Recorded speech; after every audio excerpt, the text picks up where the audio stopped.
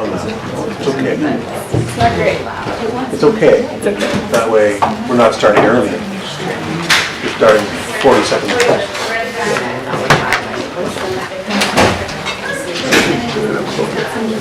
Yes. Oh, she is? Okay, yeah. You can tell us about tonight? Yeah, I think that's good. Yeah, perfect. That's great. Okay, good. Thanks. And Frank. Oh, yeah. These are mine.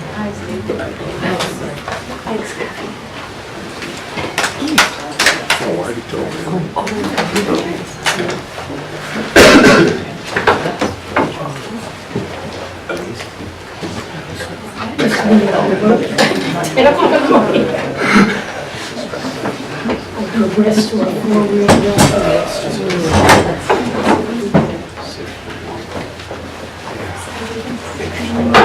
I don't recall you in any campaign for disclosing you were elected. I think I did actually. I think I actually did. It's at radar and you know that.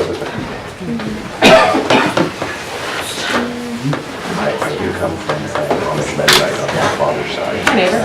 Truly? I don't have those. You like how to do this?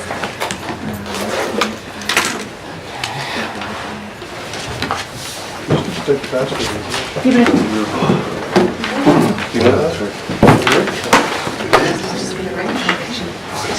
no one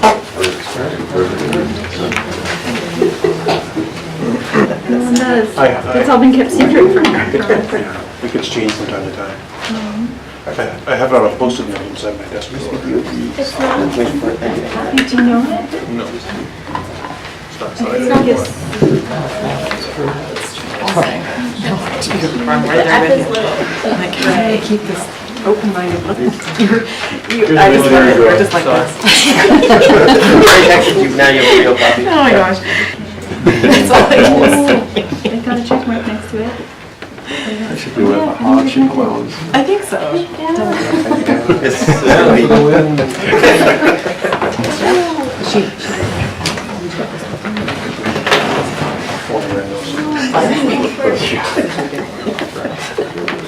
It was too late though.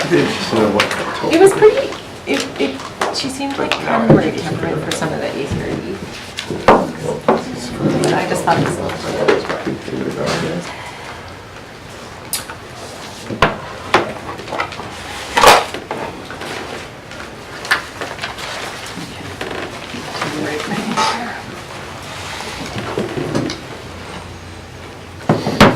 It's the calm before the storm. No storms. Not in here anyways. Maybe out there.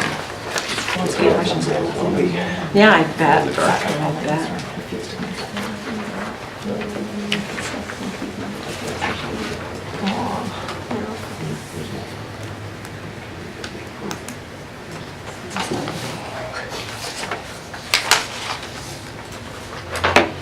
Just watch the clock.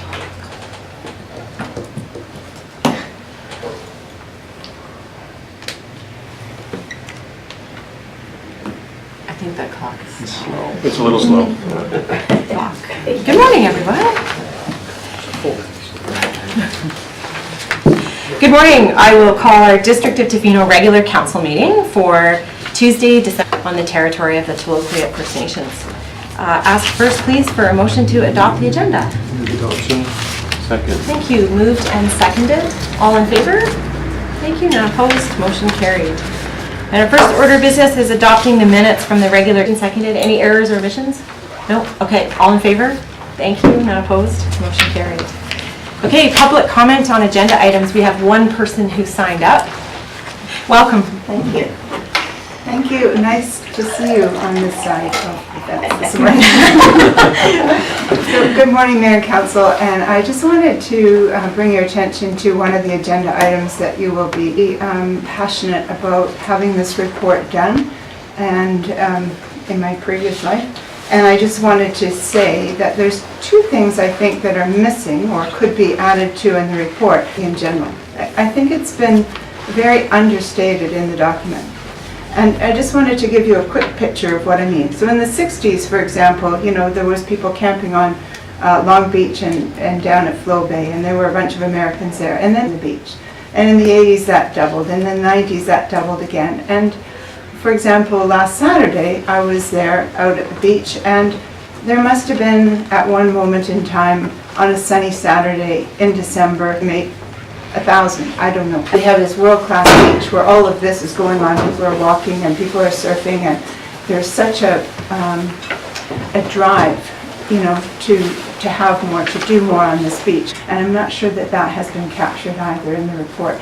And by that I mean, when you think back to the 80s and people looked over to Mears Island and they saw these beautiful trees, and at one point people stopped and, you know, now on Cox Bay, it's that viewscape from the water looking back that is at risk of being lost. Okay? Thank you. And I just wanted to bring your attention to that, and I hope you give it good consideration. Our agenda, it's time for the mayor's report. So I have 2 items and then a presentation, so I'll quickly address the 2 items. And the first was that I wanted to update council on the Tofino General Hospital helipad construction, which has started. And you may, in the public, the construction and the obstacle limitation surface to meet the safety requirements for Transport Canada. So the construction is expected to be complete in February, but the site probably won't be commissioned, the helipad. So good news for the community that the helipad will be back up and operational in the spring. The second item is around the Tofino Volunteer Fire Department. I wanted to take a moment to congratulate one of our own. He was elected by his peers to receive this award, and I think that says a lot. And just want to say congratulations to Aaron, and thank you to Aaron and to Chief Baker and to the entire department. You have a lot to be proud of, and it was nice to see you celebrate that for another year. Certainly not least, we have a very important presentation to make today to Ruby Bernard, who has long been a member of our community and was selected by council to receive a volunteer. I'm going to talk about you, but your name was put forward by a member of the community, and I want to read a few of the words that were written by this person. We know that you've been here for 57 years in Tofino. Well, council knows, but I want to tell the community a little bit more about Ruby. So Ruby arrived in Tofino in 1961, and she served as a registered nurse at the Tofino Hospital. And during her nursing career, she became an OR nurse. She administered anesthetic and became a leader for many years, and she taught Sunday school as well at the St. Columba Church. She has served as treasurer for the church for 35 years, been in music. Her detail-oriented skill set also led to designing the seamless addition to the St. Columba and the new rectory, respecting the architecture of the original building. And I think everyone would agree that the site there is right down to the picture of the site. She has served on the library board, and she started story time at the library, including donating the furniture for the children's section at the time. She served at this table, maybe not this fix, and she's been a member of the Ladies Auxiliary, on the hospital board. Ruby, it's our pleasure, on behalf of council, my pleasure, to present you the Volunteer Service Award, which I have right here. And you get your name on a plaque on our volunteer wall of fame out on Campbell Street. So congratulations. I've already had a big accolade when I was Brown Owl. Brown Meeting. We used to make, and I enjoyed seeing the kids, absolutely enthralled. So much so one year that one girl made her pants. And I thought, that's the equivalent of an Oscar. If you wouldn't mind, we'd love to have a photograph with you. And I'd ask council just to come on out. Where would you write? Randy broke my leg.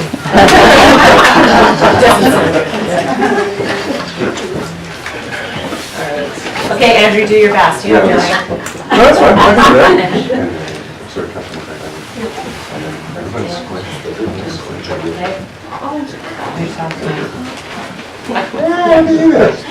I know, you look great. I'm aiming high, Ruby. Really good. Smiles. Hey, one more. Smile. Here, one more. No, just a quick one. Perfect. Thank you. Thanks so much. Wonderful. Congratulations.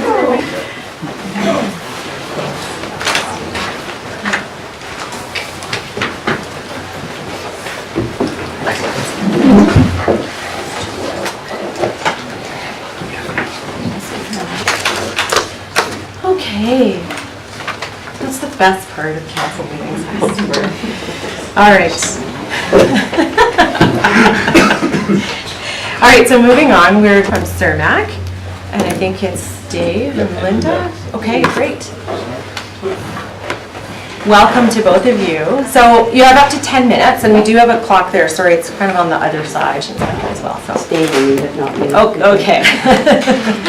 Well, your worship and council, thank you very much for having us in today, and that's a pretty inspirational woman to follow, so that was a beautiful start. I just want to introduce us. We have a new council also to just introduce ourselves and open those lines of communication. So I have Karen Bernard, who is our new community partnership person, who will be in the year. And I'm relatively new. My name is Linda Sams, and I'm the Sustainable Development Director. And I've been in the position just 6 months, but I've been in the salmon farming industry for 32 years and just back from 10-year operations and the different aspects of that in Tofino and in the Housat territory. But what I thought I'd do today in sort of an outreach and in context of my position in the company is talk about some of the other things that Cermak is doing that might have synergies with the council's aspirations or might be areas. Cermak is a global company. We're very involved in the UN and the UN Sustainable Development Goals particularly. Actually, I'm traveling to the UN on the first week of January. Cermak was the first corporation to sign on to the Ocean Climate Action and Climate Preparedness. Obviously food, that makes sense, and ocean conservation and putting projects and resources into that internationally, and obviously restoration work, and we have done restoration in the past here for salmon streams, but it's around microplastics and some cleanup efforts in a bigger project that we're looking at, just to give an example. We're pretty interested in working on any wild salmon restoration or role in that. So before I turn it over to Dave, and I'll give you a little bit update, mainly what I wanted to achieve today is we could put a face to the name. We could open up these channels of communication on or support some of the initiatives or visions that you have. Okay, and I'll hand it over to Dave. Okay, thank you. Thanks, Linda. And yeah, good morning, your worship and councillors. Thanks for the opportunity to come in and just say hello. In town under many names for over 3 decades now, give or take. Just the little processing plant down here at the foreshore, in its peak capacity during the summer months, employs more than 50 people basis, but the rest are local, and also about 35% are of Indigenous background, whether it be Tloquit or a Housat. We have 2 water taxis running and leaves through the town. I think historically, you know, here in the area, we've sort of tried to fly under the radar, so to speak, but those times are over. I think, you know, we're here today just to say hello and put a face to a name. You might see the sign on the road, but you don't know who actually worked, and we take a more sort of open approach to what we're doing here and how we're operating in our Housat territory for our farms out in the Sound, and also in the community here in general. So yeah, more or less just say hello, not asking for anything, just any questions or if anything comes up. And as we said, really looking to find ways to add value in the communities where we operate on the coast. I mean, where we operate are very remote areas, and the jobs that are provided by the operations are extremely important to the people that rely on this for sustenance. Seriously, so thank you for your time, and appreciate it. Thank you. Thanks very much for coming. Maybe I'll just say I've enjoyed my relationship that I've had with Cermak. I've had an open and communicative relationship with the step of coming forward and introducing yourselves to all of council, and open it up and ask if there's any questions or anything anyone wanted to ask or say. Or... Okay, yeah, Councillor Bart. Councillor Anderson after. Thank you. Thanks for introducing yourselves. I'm not going to get into sort of the areas of issue around open net fish farming that are known and under discussion at a number of tables, because you're here, from my understanding from the letter, would be beneficial to the community, and I do have an idea about that, and it's not a council decision or anything. It's one councillor just saying. You have a lot of land, you know, and we need parking. We need parking for offshore. And, you know, with what you have, if there's any capacity to build infrastructure or to have conversations with us about that. I'd sort of quit are, very alive. And, on the peninsula, we have some limited capacity. And if we can find partners to help address radar, is CERMAC did make an application for rebuilding their housing unit to accommodate more staff, which I think is marvelous. As a core and a core for business opportunity and live-work kind of dynamic interface. So I'm really personally very hopeful that in your planning that you'll recognize the location that you're in. It's not like building a multiplex somewhere else, and to have more options on preferably affordable retail space. Okay. So, thank you. Thank you. Very good points. I appreciate you sharing that. Thank you. Councillor Amy? Yeah, I'm just wondering, you mentioned the number of workers you have in total. Well, CERMAC Canada... just in Clayoquot Sound. In Clayoquot Sound, well, the 14 marine sites, the processing plant, the admin staff here, it fluctuates from season to season based on the volume of harvesting. We're probably looking at about 100 to 110. And a slow time would be when the plant does shut down for a while for routine maintenance and upgrades. We're looking at about 60. Yeah.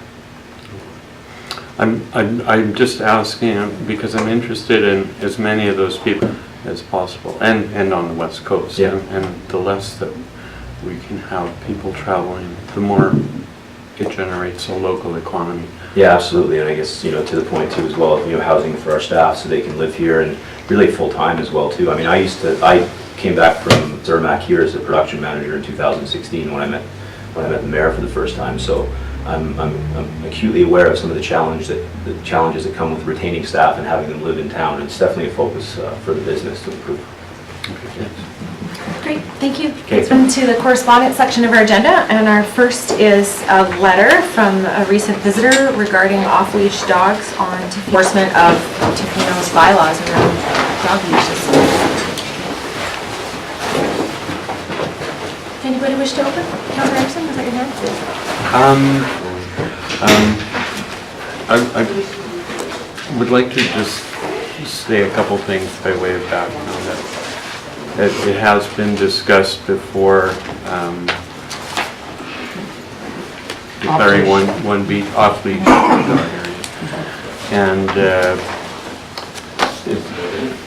that in itself sort of raised the question of the off-leash area. Because we talked about it in terms of beaches, because I think that's where the strong desire is to let your dog run free in.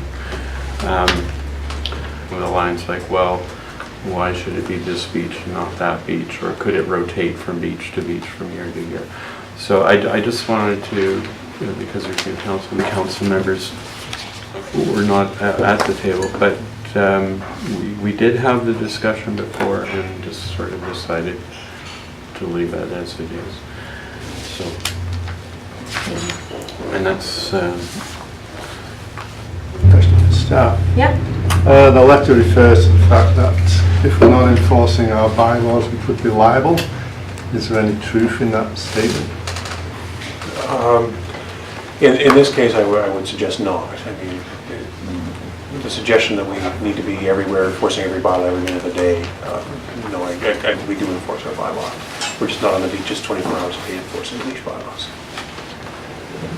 I may be in conflict here being a dog owner, but whatever we're doing isn't working. And I looked at a lot of sort of pet. There's one called Storm Watching in Tofino with Your Dog. And it says dogs are supposed to be leashed, but that was one rule nobody paid attention to.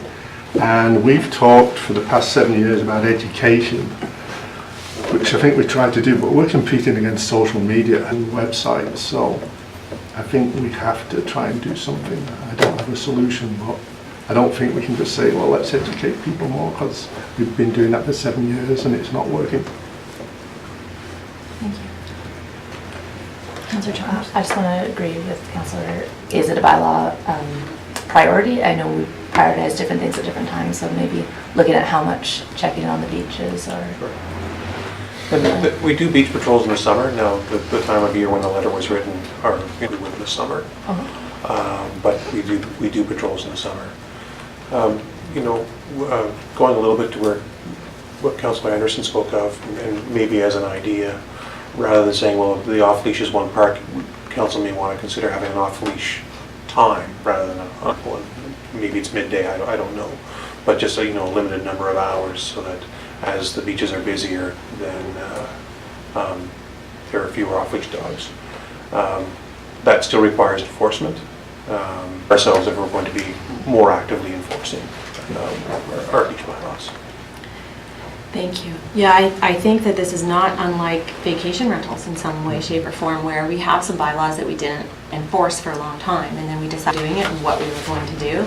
And so this could be something that we have to advance as a bylaw prioritization issue, but also to our budget and strategic planning in the spring to say, how are we serious about this? Do we want to do it? And how are we going to resource it?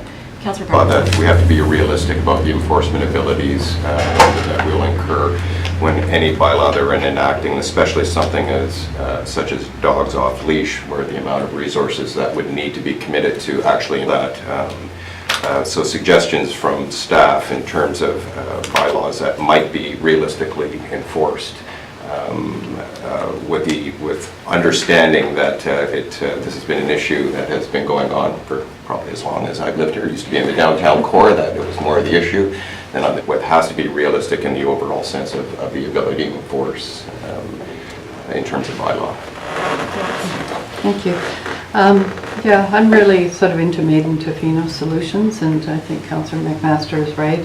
You know, we have some forces at play that are really hard to encounter, and it comes back need to be the ones addressing this problem. And one of the ways that I pointed as a possibility to address it is to have people who are looking at those impacts. I know that it's residents as well as visitors, but we have a dynamic. It might be like a recommendation of a neighborhood watch kind of program, you know, and to kind of activate some resources other than staff resources. And I don't, and that goes back to this idea of a table, past tourism impact issues, but maybe there's a better way to phrase that, to say, how do we as a community need to and want to move forward in all these sectors and find creative solutions, and maybe give council and thereby staff some advice as to ways that they could support initiatives that are more community-led but kind of address the impact. So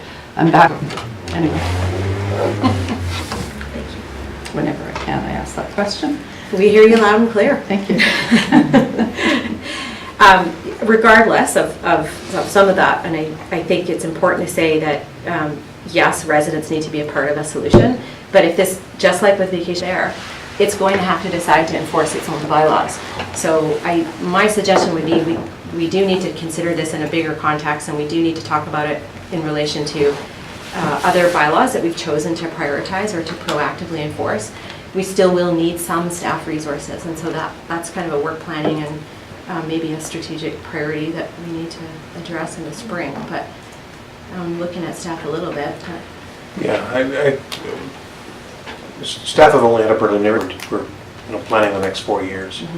Come back to council with some ideas of how we can address this more effectively than has been addressed. The other thing that I'm mindful of is that we've seen some real success in other areas because of work. 6 or 8 years ago, did a whole thing on dogs and shorebirds, and there was contact with the Vancouver Island University, and they brought the students for the resource management officer training students came in, enforcement out on the beaches, and there's some opportunities there as well, yeah, potentially. But we can't do it alone, but we can send a signal by making this a priority. So if that's what the will of council is, we can. Conflict of Yeah. on the beaches, particularly around beach fires, around driftwood burning, around all sorts of behavior, fireworks, dogs, cleaning up after dogs. And so about bylaw enforcement, what levels of resources we want to apply to it, what we can apply to it. Sort of a discussion about the whole culture of it all too, as well, because there seems to be freedom of Tofino and all that represents. So there's a lot there really, and I think behavior is the hardest thing to control, especially with a pushback against them, and people start ignoring more bylaws. But anyways, that's the kind of context I'd like to see the discussion of too, and I don't think we've had a call, sure, because it's a newly elected council, that we'll be having a discussion around bylaw and where our priorities will be. So I suggest maybe this goes to that discussion and maybe in a Cal meeting or wherever that might help. To kind of amalgamate what I've heard a couple leaning towards is that this is a culture and a community kind of driven issue, and maybe making contact, like you said, with other groups in our community that are already animal involved, like the CARE Network, and seeing perhaps what kind of liaisons we can make with them, and get our, if this is a community-based problem, I think that involving existing community structure that make those conversations might make it an easier discussion to have on the beach with people, and that gentle enforcement before we move directly to bylaw. So I think maybe council reaching out to some of those groups might be something that could be suggested as well. Okay, thank you. The animal control bylaw and dog leash enforcement and related issues, back to staff and ask you to bring it forward to us in the context. I think we could discuss other approaches, and that it'll give us some time. I don't know when that conversation is going to take place, but probably sort of part of the budgeting and. Yeah, I think through budgeting we'll need to address this.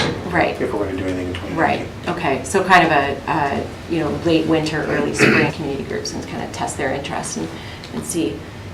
Sometimes when news of things like this gets out into the community too, we start to hear back from a lot of people. And if there's one thing we know, it's that talking about changing dog leash bylaws or enforcing dog leash bylaws is going to incite a lot of reaction, and we need to talk about how. Okay, so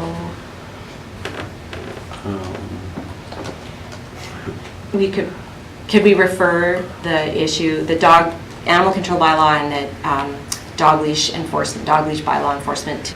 Okay. Is that a motion? That's a motion. All right, thank you, Councillor Bard. Seeing what some other communities do and how they handle it. Do you want staff to do that, or do you want to take a look into some of I that like yourself? staff to do it in the sense of how much does it cost, if it's costing anything, Right. or whether it's just a cultural thing. Okay, I'm a little confused. Well, Crolican Beach has been no dogs on the beach for as long as I've lived in to get to that stage. Got it. Okay. So are you suggesting an amendment to the motion, or? I'd say an amendment would be to investigate how other shore communities are handling the issue. And costs. Is there a seconder for the amendment? Any opinions on? How much staff time would that be? I guess, is that a big, new to this, is that a pretty big job for you guys to, should we start the conversation before we go to that level, or? It's probably a matter of a day of research or something. I don't. Yeah, it's probably a day of phone calls. The conversation a little bit. I was reluctant because I don't want to saddle staff with a big, go out and research every community and find out what everyone is doing before we start a conversation with our own community. But I think it'll help. So, okay, I'll call the question on the amendment then. All in favor? Thank you. And Councillor McMaster was specific about shore communities. Okay, yeah, that's helpful. Thank you. Okay, I'll call the question on the main motion. All in favor? Thank you. None opposed, motion carried. Yeah, it was just in Oak Bay, and it's the same, and it's of off-leash parks that you can take your dog to, so that's kind of nice. Okay, our next letter is correspondence from the Minister of Municipal Affairs and Housing, Selena Robinson, congratulating us on our election, but also conduct and their draft code of conduct. Code of conduct is something that we have never considered at Tofino Council, and it's always been suggested when you go to those kinds of workshops that when things are going well is a great time to bring in I'd be very interested to hear what the rest of you think. Councillor Chalmers. Well, concerning what's going on in that, I think it's a great idea. Okay, thanks. Councillor Anderson? Area that we kind of don't pay attention to, and probably because of what you just said. How do we look into it, though? Or the model code of conduct forward to a committee of the whole meeting sometime in the next 6 months would be helpful, and something that we could talk about further. And the suggestion is every community has, can tailor it or adopt, changes to it, to take a look at it and think about that, and we could discuss it further at a committee of the whole meeting. Any other opinions? Stan? It just kind of struck me as a common courtesy, actually, Will. It is, I agree, but it's not the worst to codify it. Absolutely, that's the way I view it, yeah. Like the dog bylaw. Yeah, not like the dog bylaw. Enforced by staff. Enforced by ourselves. Refer the committee of the whole. Great, so refer the UBCM model code of conduct to a future committee of the whole meeting. Thank you. Is there a seconder? Seconder. Thank you. Moved and seconded. Any final discussion? All right. Yeah, and just council, so. Okay, thank you. All right, all in favor? Thank you, none opposed, motion carried. And last is an item of correspondence from the Community Benefits Coalition BC regarding a conference quickly around labor for provincial infrastructure procurement. So I'm not sure it's directly relevant, but interesting to know. Yeah. Yeah, I didn't think it was directly relevant. We are already, I think, looking at that for liquid waste management, but they would. Okay, let's move into the reports then. And our first is the Tofino Salmon Enhancement Society lease agreement. And any initial staff comments? There's no formal staff presentation. This is, it was last done 5 years ago. It's leasing this to the Salmon Enhancement Society for $1 for the next 5 years with an opportunity for renewal. To the community charter to let the community know that council will be considering this. Thank you. Any questions? Yeah, Councillor Anderson? My only questions was if we're looking at the housing land, I believe, for housing? Up the road a little bit. It's up the road a Yeah. bit? Okay.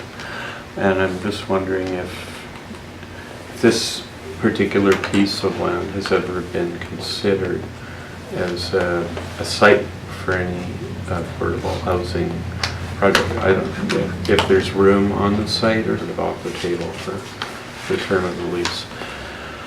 So that's the only qualms that I might have Got about it. going into this lease arrangement. Yeah, two thoughts on that. We're, whatever it is, 12 or 14 years ago, municipality actually came to own municipal roads where previously actually the province owned our roads. And so there is an opportunity to find road ends, which is what this is. It's more difficult where the road end is there to access water. So that's that would be a fairly significant challenge to overcome, but it is something we could look at. Then secondly, so I think we want to first understand what the footprint of that is before we make land available for other uses. And it also lies on that road end. So we are recommending a 5-year term so that we leave ourselves open for options in the future, more thinking about the water treatment plant and what we'll need there, while working with the Salmon Enhancement Society and looking at housing opportunities on that land. Councillor Burke, okay, I'll make a motion. please. Yeah, that staff be authorized to enter into lease agreement substantially in the form of the lease agreement attached as Appendix 1 to the report dated December 11, 2018, between the Tofino Salmon Enhancement Society and the District of Tofino for a term of 5 years beginning January 1, 2019, with a renewal option for a further 5 years. Second. And I think it's a shame that we have to have societies like Salmon Enhancement and that this isn't handled by the federal government and the provincial government. Thank you. Okay, all in favor? Thank you, none opposed, motion carried. Okay, next down.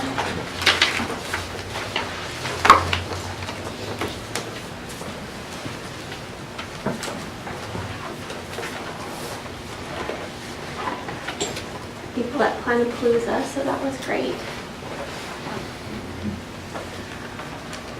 So a little bit of background on these two projects so everyone's on the same page. Cox Bay and Industrial Way are two areas of special focus that we're in-depth look at as part of the 2019 OCP review. So what we've done is working with a consultant, Studio Parsons, and come up with two reviews for your review and comment, as well as staff to continue using them for our OCP updates. So these reports will continue to be vetted by the community as we put them into policy as part of our OCP. And of course, the first step. So first up, Cox Bay. We're all super familiar. It's one of Tofino's most popular beaches with visitors and locals alike, and that brings along some challenges. Concerns have been raised, which include the amount of tourism in Tofino in general, climate change and sea level rise, limited water supply, and the increased need for water and tourism facilities. So of course, how the remaining lands within Cox Bay develop needs to be carefully considered. For environmental considerations, staff did a high-level review along with streams on the southern property of Cox Bay. The forest is relatively large areas of intact mature coastal forest, 2 in the north and 1 in the south. The foreshore forest edge is really important. The beach edge in the southern forest is zone. Beach erosion is present, especially along the south end. Culturally modified trees, approximately 47 culturally modified trees are in the southern. There's some localized formations present, including sand dune ridge, knolls, and rock formations. And there are also some breezes.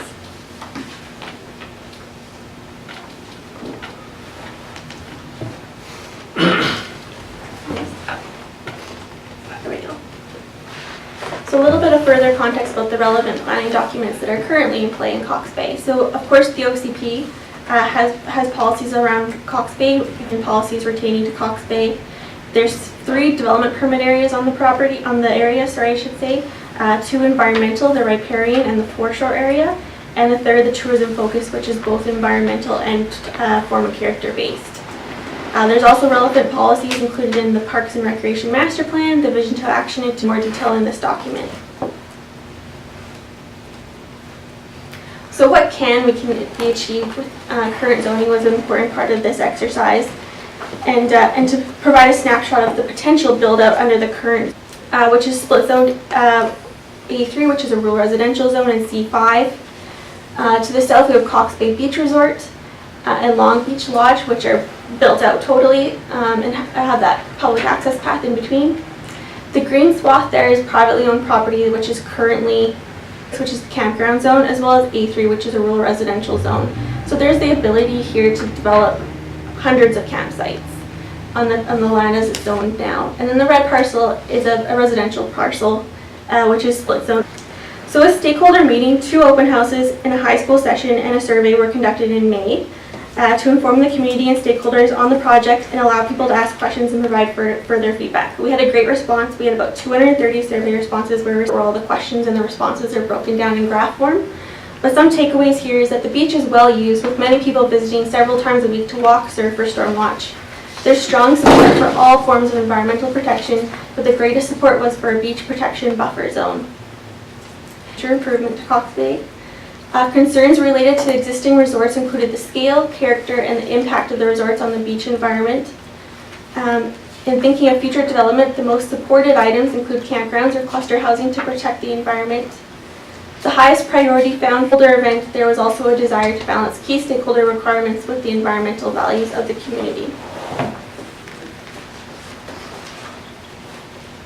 So at the end of the report, you'll see the emerging recommendations. I put the key goals here, but you'll also see it further broken down into desired natural environment and features of the Cox Bay, including forested areas, culturally modified trees, the spruce forest fringe, beach edge topographical features, and economic development to support local services in the Cox Bay area.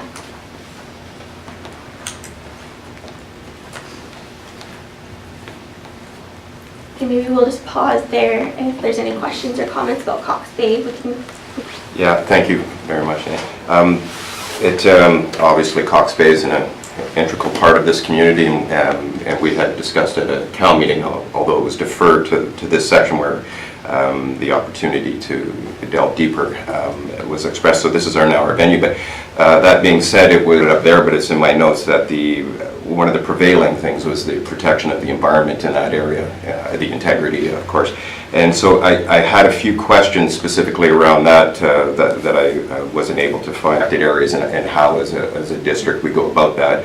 And I'll just list them off in kind of in priority, and then I'll come back and see if they may have already been answered. And one of them was the potential of an environmental DPA, and I didn't have a clear understanding. I don't know if this would be the right venue for that at this point, but that was definitely one of the prioritized ones. And the other was in the parcel 7 section, the one that's just north of the park boundary. And I may have missed it in discussions with parks, because it is adjacent to Pacific Rim National Park, and it's a large contiguous area of forest values in there.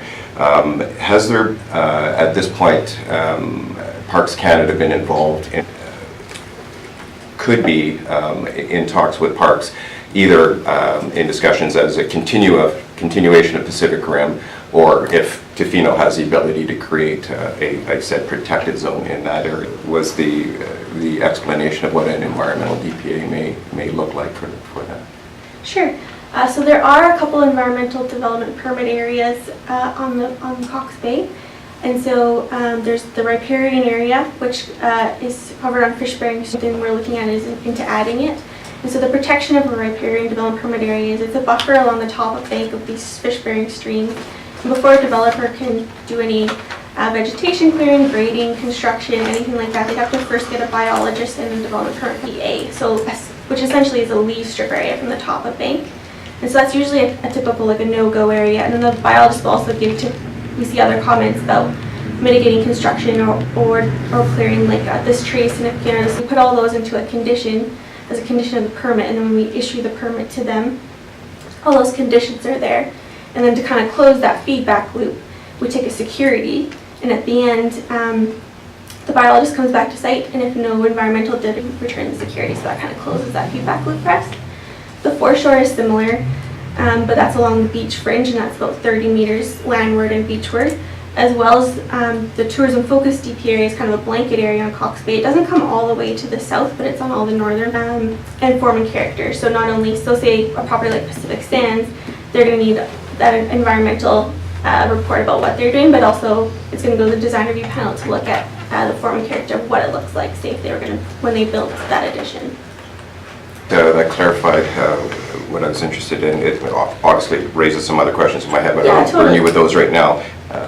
But in regards to that, the next one was in regards, I don't know if it's appropriate to continue. They live in the OCP. So as we're updating the OCP, if there's additional streams that should be included in the riparian area, or if the foreshore should be extended, so we're catching. Secondly, Parcel 7, Parks Canada and the Tulipwit were both part of our stakeholder meetings. And back when that property was previously for sale, I know they were brought to the table, they were part of our stakeholder meeting. They'd love to see a buffer, but it hasn't been purchased by the district or parks or any other entity to be a parkland. Do you know if that offer is still on the table? But owners might not be interested in something like that with a bigger conversation, Yes. but it never hurts to ask. Okay, we'll go this way and then we'll come back. Councilor Chalmers. Thank you. I just had a question. I didn't find in the report there was any comments about water and sewage capacity and the impact of future. The plan as a concern, we didn't retain or have the budget to retain any professional engineers or anything that could help us measure that. Okay. We have some anecdotal information from Ricardo. We know that south of Tofino there's capacity issues with sewer, and of course district-wide there's water capacity issues. OCP is development information area, and that would require them to give us some information on servicing. So for the new property owners, if they're looking to develop, we've requested that servicing information from them that looks at the impact they would have on our infrastructure. Okay. Am I missing anything? A primary concern is the sanitary capacity for water capacity in that area. The size of the water mains along the highway are adequate for a section to be added with a fire hydrant. Obviously we tube up from a pipe perspective, it's okay. It's the sanitary one that's a major concern. Thank you. Thanks. Councillor Bart? Oh, sure, I thought you were going through the table, but thank you. Great, good to have this in front of us. I appreciate. I was glad to see Nicole Parsons on the project because she really understands our community and so forth. For me, it comes back to this idea that we're not a resort municipality, we're a municipality with resorts. You know, it's convenient to call us the resort municipality because that's what the language is that's used, but we really are a community and we have resorts. And so we have this area that's called tourism. Folk don't know what that means. So that's what I had hoped we would tackle, first of all, is a definition of what that means. And maybe I'm pushing for a meaning that I'm looking for, but you know, it's about that integration. And they talk about, you know, the can't remember what the language is exactly, but you know, where of environment and economic development and you know, all of that. And you know, I'm just not getting that. And I don't know if there's another way to take a run at this to kind of try and tackle that question, because it comes to this question of entitlement. And that's the other place that I'm kind of troubled, entitlement for rezoning. And I guess from staff and just, you know, some sense of advice on, you know, how we deal with this in the OCP and how that speaks to that sense of entitlement when we're looking for development, you know, and also this other and bigger picture in terms of Cox Bay is that we haven't yet, as the district, started to use the language of natural assets. That this morning where she said, are we recognizing what it is that we have here? This amazing jewel of a beach that has this kind of resonance in so many, and I've heard this in a Tourism Tofino meeting with a bunch of resort owners and community members talking about the spiritual connection that is so vital to the experience of a number of levels. There are other places that do as well, but there are also things that degrade that experience. You know, the removal of vegetation, we talk about it here, and clearly we haven't had the capacity to protect the Krumholtz, and also ethics of the new owners of Pacific Sands in terms of, you know, engagement with the community and all of that. The building they put on is really, you know, such a glaring departure and from, you know, that kind of lens. We have those threads tied together in this report, and that troubles me. So I think that covers it. Dana, could you maybe just set the context again for, this is the neighborhood. I don't actually think this report could have answered some of Councillor Bart's questions, but how will we take this information and the draft guiding principles that Colette has come up with in her team and feed it into the Cox Bay plan? Focus, just as you'll see there was for Industrial Way. And so we know it's very near and dear to the community's heart because we got the best response we've ever gotten for surveys. And so that's part of informing that. But the next step is this report isn't meant to live alone. It's meant to inform the OCP. And so what we want to do is me and Aaron kind of the community about what our vision is and what our guiding principles for this OCP will be. And so we've talked to them in May. Phase 1 was kind of the more general, what do you want to see, what are some areas of focus that we need to pay attention to. Each time we come back to these reports and start coming back to the community with specific policy, draft policy, and work with the community. And so we foresee that being in January around more table topics. So a meeting on housing, a meeting on the environment and significant trees, a meeting on capacity servicing and growth. So we can start having those specific meetings that help us drill down into drafting policy before we have extra data, extra information to start taking a stab at that policy, which is where the strength of enforcing it will be and putting that into the OCP. Did I miss anything, Aaron? Very, very clearly, the way that the recommendations before are in the language of the V2A. So we made a very clear, we have a very clear purpose to link the information that we found and the process that we followed to link back to V2A goals and V2A strategic directions as OCP. So we made sure we did that. I think to Councillor Barrett's sort of statements about tourism focus. This is part of why we're doing this. This was not meant to change the tourism focus. This is meant to help us say what it might want to be other than tourism focus into the future. Right. To help identify where the streams are so we can expand our riparian areas. This probably won't be called tourism focused at that point. I think to the point about what a building looks like at Pacific Sands, and entitlement, I mean, what we have is what we have right now, and we have to follow our own rules and the guidelines that we have put forth. So when someone comes to us, we work through those processes. If we want to, the forest shore fringe is very important. These riparian areas is very important, and that's what we're going to move forward with. With some of the other, the large parts of Cox Bay that are allowed, that are undeveloped, these properties right now have development rights that have been sitting there for 30 years, and we haven't made any movement as a municipality to change that. And so if there's zoning on a piece of property and we have development permit places in place and we have an OCP that says this should be developed, then that's what we told people to do. So they're just coming in and looking at our stuff and saying that's what I can do. If we want to change that, that's what we do through the OCP. Has been the impetus of council. So in the past council, when we asked to focus specifically on this area, then when you come back with with the first iteration of the policy around this, that we are moving away from tourism focus areas. So I think, Councillor Bart, to your questions, which are good, the threads have yet to be tied together, and that's going to come forward. And on the question of entitlement, I would add that the new owners of the lands there are very aware, and I would also say they are very aware and alive to the fact that this community really values the pristine nature of that place and wants to do its best to help retain those values. So I don't think we're going to be in a situation of really wanting to do the very best by the natural asset that it is. Yeah. To say the word entitlement was picked up on as a negative, it's a neutral word. It's what comes in zoning. But maybe it was interpreted as because you use the word rezoning, that you're anticipating you could rezone it as something else, and that's not. I don't think that's the case right now with the current owners.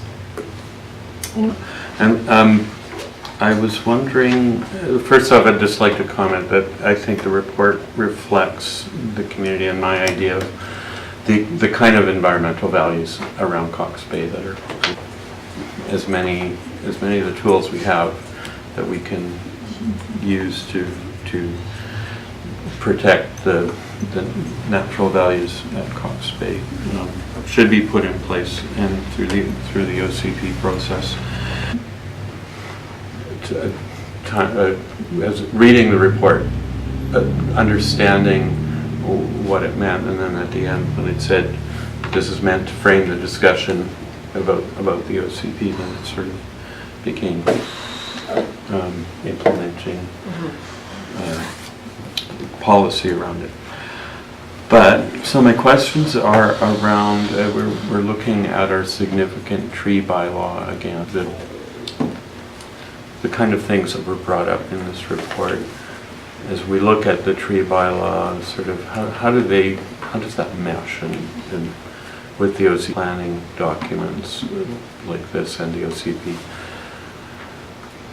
Well, the significant tree bylaw is separate from the official community plan process. It would be its own bylaw that would have to be adopted. One thing I think that works well for them to team together is the OCP is the policy document that would provide the direction to draft the significant tree bylaw. And so lots of OCPs even have an implementation section that says that recommends the changes or your regulations match your policy of your OCP. So I see them teaming together, but they are separate processes, and we are tackling the OCP first. Okay. And the original significant tree bylaw was sort of with the idea of this tree or individual trees would be recognized. And I'd like to see something that standalone trees. And I think Cox Bay has some really significant examples of mini ecosystems and areas of significant types of our significant tree bylaw could sort of take a different approach to, rather than individual trees, to areas. I think that would be a better way of looking at it. I'm not sure if, as we look at that, needs to come into play there. And another, I think, significant thing that was brought up by Kathy Thick this morning, and I'm not sure. I think it was addressed. I don't think it particularly said surfing in the sense that Kathy Thick wanted to see, but there's a lot about parking and a lot about amenities in this report, and I think that is driven. And I think some of the kinds of amenities that we'll be looking at for Cox Bay are going to be driven by that kind of use on the beach. So that's all I have to say. Doubt in my mind, we've got to make every effort to try and protect and preserve this area for future generations of Tahitians and visitors. But my concern was, and I don't know how we can do this, you mentioned how in protected areas in the past they're quite happy to pay for that and just do the damage. So how can we make that security deposit more onerous, that they do actually pay attention to the areas that I haven't had an issue with someone getting a DP and then not following the conditions. More the issue is them not getting the DP, and then that's an enforcement issue. Again, we can look at what other communities do, if there's sweep, if there's different more. It's not so much them not following through with their conditions. It's more the instances where DP, financial reparation or fee that needs to be retained, that once those particular environments are degraded, they can be done so beyond a point where any type of financial restitution can bring them back. And that, just what you said, that having a DP is important to That last thing? Yeah, it is the last thing, but I think it's worth restating. I was thinking about Mears Island and how that became, in the view of the community, a natural asset. You know, had it been degraded through clear-cut logging, we would have a different feel around it. We describe Cox Bay. I think we have to capture and embrace the scope of its value as a natural asset to the community, and that language and that encompassing kind of has to be part of what's said about it. Thank you. Thank you. Okay, Industrial Way.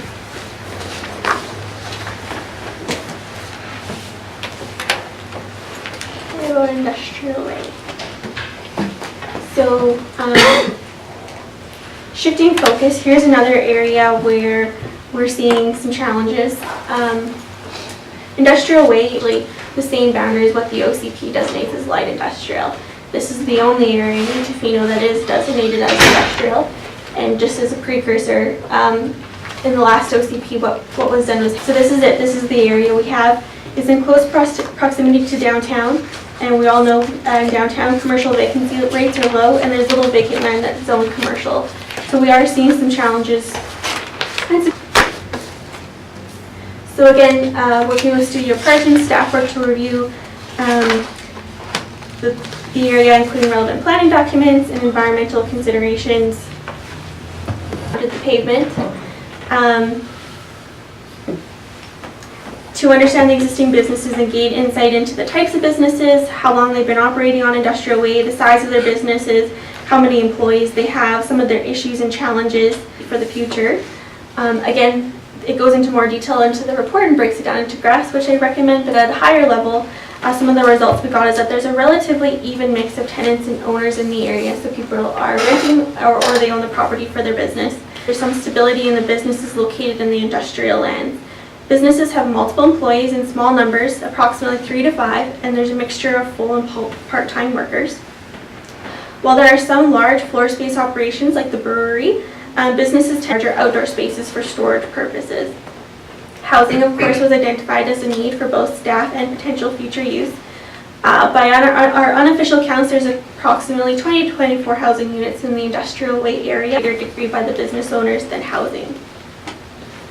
This is the one area that we do have for industrial land, making sure as we go into the OCP, we're setting aside enough land for industrial uses into the future.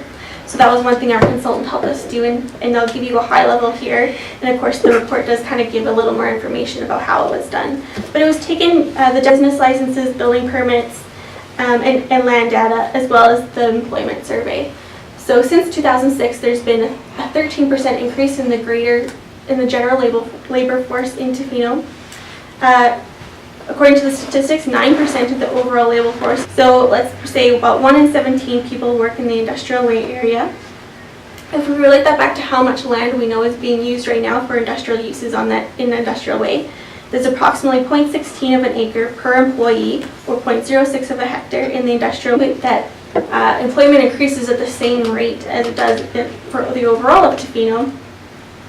About 15 new employees would be in the area over the next 10 years, which would be an additional 2.5 to 3 acres, 1 to 1.2 hectares of land may be needed based on historical trends. Be needed over the next 10 years. There's currently about 2.5 acres of land vacant in the industrial area right now. However, these lands are in the process of being developed for industrial uses, and you at the council table have or will see those rezoning applications. And of course, it's important to think not only for the next 10 to 25 years, but also for the next 50 to 100 years for land supply. Municipalities are recognizing the importance of their industrial lands as employment hubs and as generators in economic sustainability, and of course we here in So the report does offer some emerging directions, which again will be filtered into the OCP with more detail and more community consultation. But at a high level, some of them include a number of directions were identified relating to land use, zoning, transport, retain and explore the location for approximations, consider further staff housing but for industrial uses only, allow production spaces to sell products in small retailing space, but avoid the dilution through additional commercial uses in this area. Consider a new central distribution hub that looks at the concept of egress into the industrial way area. I'm looking forward to getting your feedback on industrial. Okay. Councillor Stewart. Thank you once again. Tabled to, or it's the wrong term, but we had to this section postponed. Thank you. Yeah. So there, I did have some questions again, mostly for the education purpose of those of us that are through the report. And there's author's note, and it's been noted twice that there were limitations in the data. So in terms of the ability for the consultant to do their work, they expressed that as a note in here that there were limitations specifically due to a timing issue. That being said, I had questions about the demand analysis, and it had been flagged in terms of the amount of land long term. And the question is, how does the district create the mechanism for allocating that land, or actually saying this is, and it'll tie into the second question, how do we, we've identified the 5 acres, where and what is the create that supply inventory? So the first step is within the official community plan. What we have are called future land use designations. And so one of those, the only industrial one we have is light industrial, and it covers that red square. The ending is because we know we need approximately this much. We know there's a demand, is to be on the conservative side and make sure we are preserving enough land, because this is a pressure that not only Tofino has, but many communities in Tofino, we don't have a lot of area. And so we want to make sure that we're putting in our future land use designation enough room for industrial land for the foreseeable 10 to 20 year horizon. And so the first step would be to, anytime you're changing the zone, you have to match the OCP or go through council for an OCP amendment. So even though not all the land in the study area right now is zoned industrial, which is a rural residential holding zone, so right now you could build a house on it instead of doing industrial, but the strength of having that designated in the OCP as industrial is if anyone ever wanted to rezone it, they couldn't build an apartment, they couldn't come to you and want to build a motel, because the OCP is saying that's industrial. And through our zoning bylaw, if we're going to actively change the zone, or if we're just going to have the designation, that's a future conversation. But because the study area, we want to have a bigger area than we need, we don't want to run out of land, and we also know there's environmental constraints in that land. Which ties into the second part of the question. In terms of, there are large contiguous areas of forest once again, and and some riparian values within there as well. So is there an environmental review process for that OCH to keep it industrial, and where the most appropriate uses of that, with the idea of keeping those environmental protections in place? So I guess in a sense what I'm asking is there an environmental review process that where the best areas for for my lack of understanding, the subdivision of those, quote, 5 acres that we would be looking at? Right. So the review does have a high level of this creeks, the forested areas, but to have a detailed analysis, we'd actually need a professional to help us with that, and I'd likely see that happening. If anyone's to bring us a rezoning application, we would ask for that kind of detail, so we could covenant areas or zone certain areas differently. So that would be a district, we would say, I guess what I'm asking is, does the district have the ability to look at that whole area, provide our own environmental review of it, so we have that information in hand? Is that typically how that process works, or environmental review? Typically, we like to put that on the applicant, but that would be something we'd have to budget for if we were going to do it ourselves. I'm sure there's more questions. There is, yeah. Councillor Chalmers. Mine's more of a, I guess, a historical question for, I guess, the incumbents. Just if there's been, so previously, just for me, I've since learned a lot more about the importance of keeping it industrial and kind of balancing those two thoughts in my head. So I'm just curious if there's any background I really appreciate the background you guys provided in the last meeting about how the conversation evolved, as allowing it to grow, and if there's been. I think over the last years, the M zones, and then permit commercial activities as a secondary use only, which is what the zoning currently calls for. So there's this issue of, at what point does a business activity become really more commercial than it is manufacturing? And how, the main one being downtown in Tofino. The second question is around the housing piece. And so there is one property, of course, that has the kind of work-live. So they've got the apartments above, the industrial uses below. And then we've seen of seeing some residential use there, recognizing how limited staff accommodation is, but also recognizing, and I think the Youwood neighborhood next door has really brought it home, that when you abut a residential neighborhood with an industrial use, there will be problems. There are conflicts of use and perceptions of requested as past council specific focus on industrial way to ensure that to kind of check in with the community, I guess is one way of putting it, and to see what changes, if any, did we want to see in the OCP to retain that maker space, that manufacture for that area with these other uses as secondary. How was that? That's good. Did you hear it? No, we're looking at individual spots here. The pressure in Tofino is for more commercial and more residential right now. Maybe a little more than demand for industrial.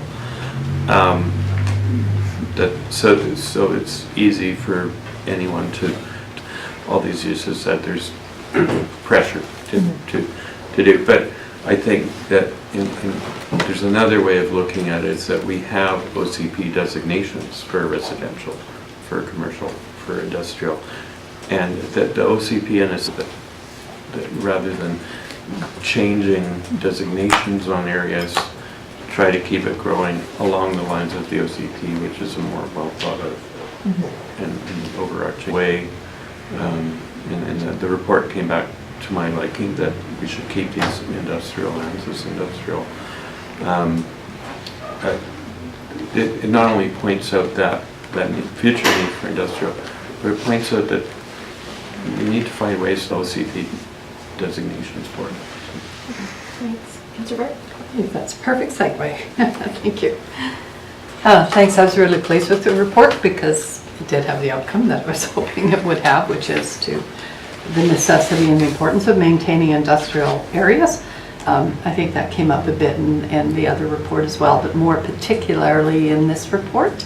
And I know that CDAC is, kind of trying to, but to particular areas, it's quite useful. So that was one thing. The other is it pointed to me the need to start talking about the downtown, vitalization of the downtown besides roads and sidewalks. Do you want vitality as your core, and where do you want those affordable opportunities? You know, we have Tofino brand products already going out, which is quite remarkable, but also supplying a vital commercial retail community in the downtown core. And I think that we, you know, I'm hoping we take that on and make that a council directive. But to the extent that I actually even question whether or not commercial activity should happen in any form, you know, in the industrial way, like I would take it that far. So if you're, you know, as a supplier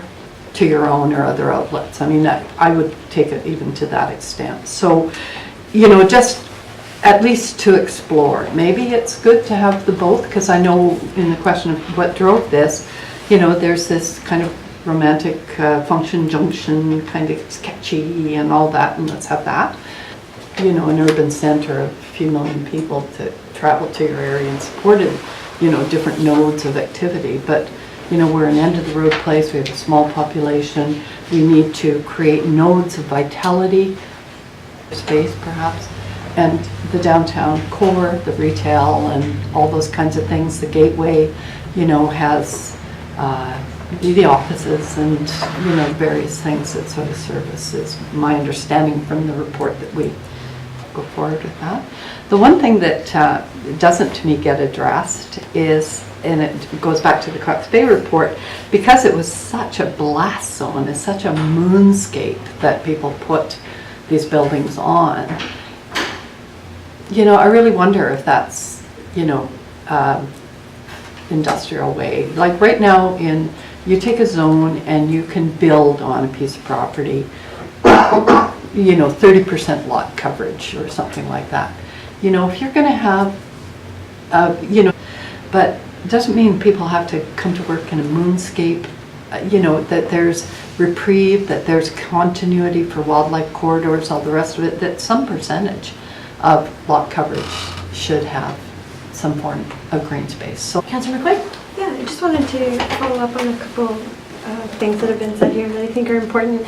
That when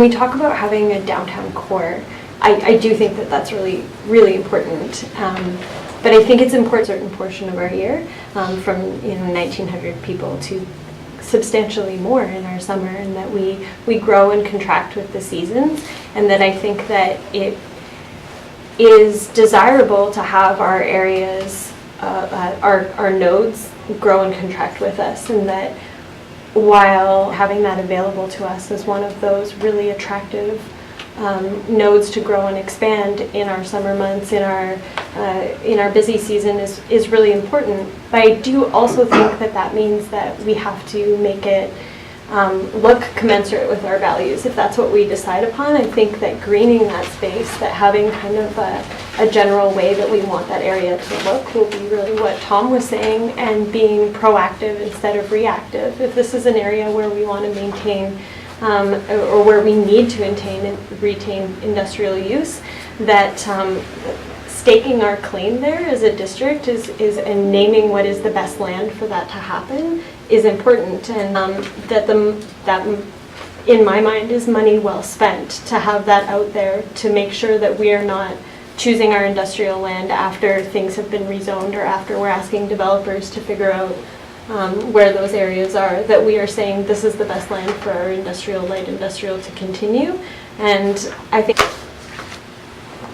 if not what they'd love to see happen, they understand what is happening and they are forewarned, and that that discussion is had, and that being proactive instead of reactive, I think there is really important, both in not a moonscape, making sure that our buildings all look commensurate with our community values and what our style is, I think is important. Thanks. Councillor Anderson?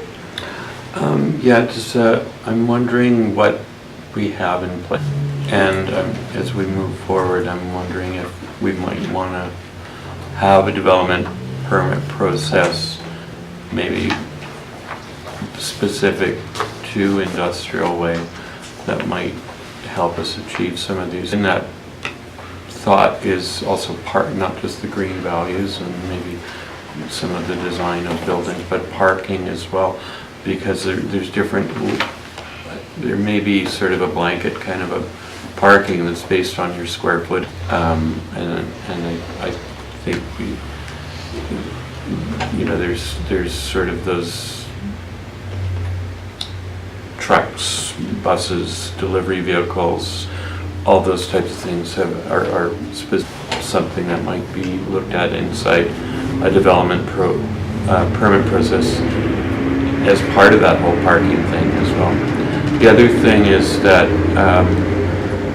we've seen some conflicts with noise. We haven't, I think, should be thought of as well. And when a use does come forward that might generate noise, there are ways of screening noise and so on. So I think that it would serve us well to achieve some of these things and to mitigate conflicts. Thank you. Okay. I just have a comment and a question. My comment is just to build on the greening and the moonscape piece. I don't disagree. But as this place gets busier and busier up and down, and there's just one small section of sidewalk. Yep. So I know it comes up around pedestrian and cycling safety, for example, and we're trying to encourage people to drive less. The other point is that to tie in with a little bit more of the Tonquin Connector Trail, and it's like almost a story to tell as you're walking up Industrial Way about what kind of neat activity is happening, but also that you can take yourself by foot or bicycle into downtown. My question though is government services, so for example expansion of public works or a future recycling center or something like that, with services that we need to provide to residents and businesses? No, I think it mostly looked at the... Fits into it through the regional district. We did take out the area for the wastewater treatment. Yes, and I see that, yeah, but I think there's more. But as far as other things, no. Okay, any final comments on the Industrial Way before we move on? Yeah. I was happy to see the report recommending keeping it as an age management and the public works yard. Maybe the district could be setting an example for the future, so we are part of the problem. Maybe we have a future place to spread some non-food growing soil that we're gonna compost and make. There you go. Excellent. I have 3 cedars. South of what has developed as Industrial Way is a very large piece of property as well in private ownership. That's correct. And that piece is zoned also industrial. Is that light industrial or industrial? It is not, Right. which is that really large rural residential lot. So they wouldn't be able to subdivide. I think it's like less than 2 or 4 hectares. The next item we have is the Community Emergency Preparedness Fund and a request from staff that we authorize them to submit an application to the Community Emergency Preparedness Fund in the amount of $25,000 to support tsunami notification and evacuation route planning.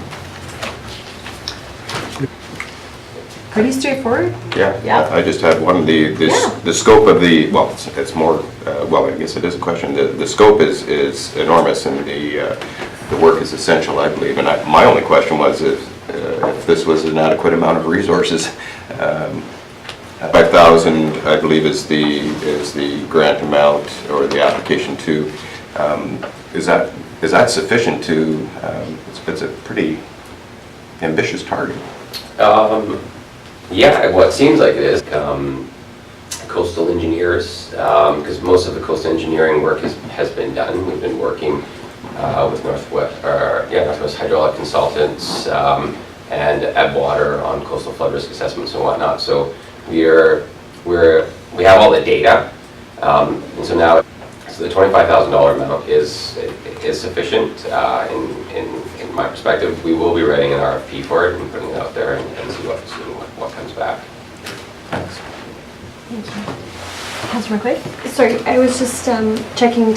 So the district contribution is coming from, we've already budgeted out of our 2019 operating expenses for the program. Perfect. So it's $5,000, $2,000 of it will be going towards towards a multi-agency exercise. So thorough, thank you. Okay, I'll call it a quick vote. All in favor? Thank you. None opposed. Motion carried.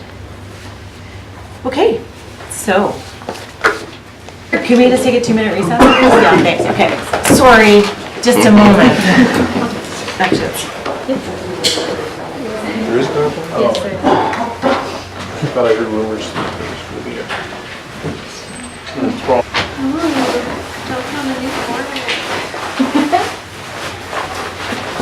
Wow. Right? Not bad. What's the strength of thought? What is it? It's a crystal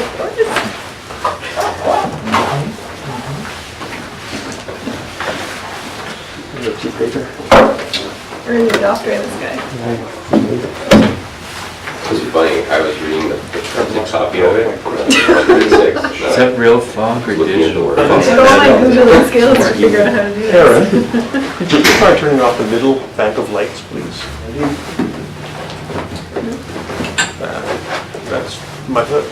That was good like that. It's just the middle one. I'd like more off, but you know, not false. Don't be embarrassed.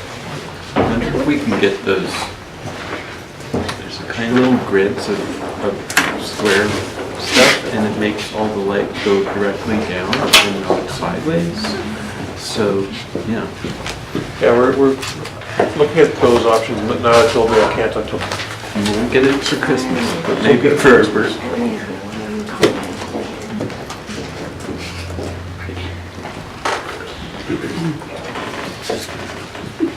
Take it away. Go ahead. Okay. All right. Beach fires. So the report was beach fire pilot project. Our previous council had asked that prior to February, they put together a report outlining potential strategies or pilot project to help manage the beach fire issues. So just to start out, from the emails and comments that we received from people, burning of driftwood and other material, definitely a concern. Fires that are too large and no means for putting them out. People not prepared, not aware of what the purpose. Lots of fires, that's pretty standard. It's probably got the highest number of fires every day on it. Two summers ago, the bylaw department was reporting that come 11 o'clock when they were supposed to have all the fires out, that there would be 40 to 50 fires left unattended per night on Mackenzie Beach. That's people just walking. They were reporting maybe 4 to 5 fires left burning past 11 p.m. The other two photos, the middle and the one on the right, are photos that were submitted by some of our community members with letters expressing their concerns about the fact that people like graffiti. It's there for a long time until it's either removed from the beach or people stop doing it. So. At this point, when we had previous conversations with council, there was some suggestion investigate that model and see how it might apply to our community.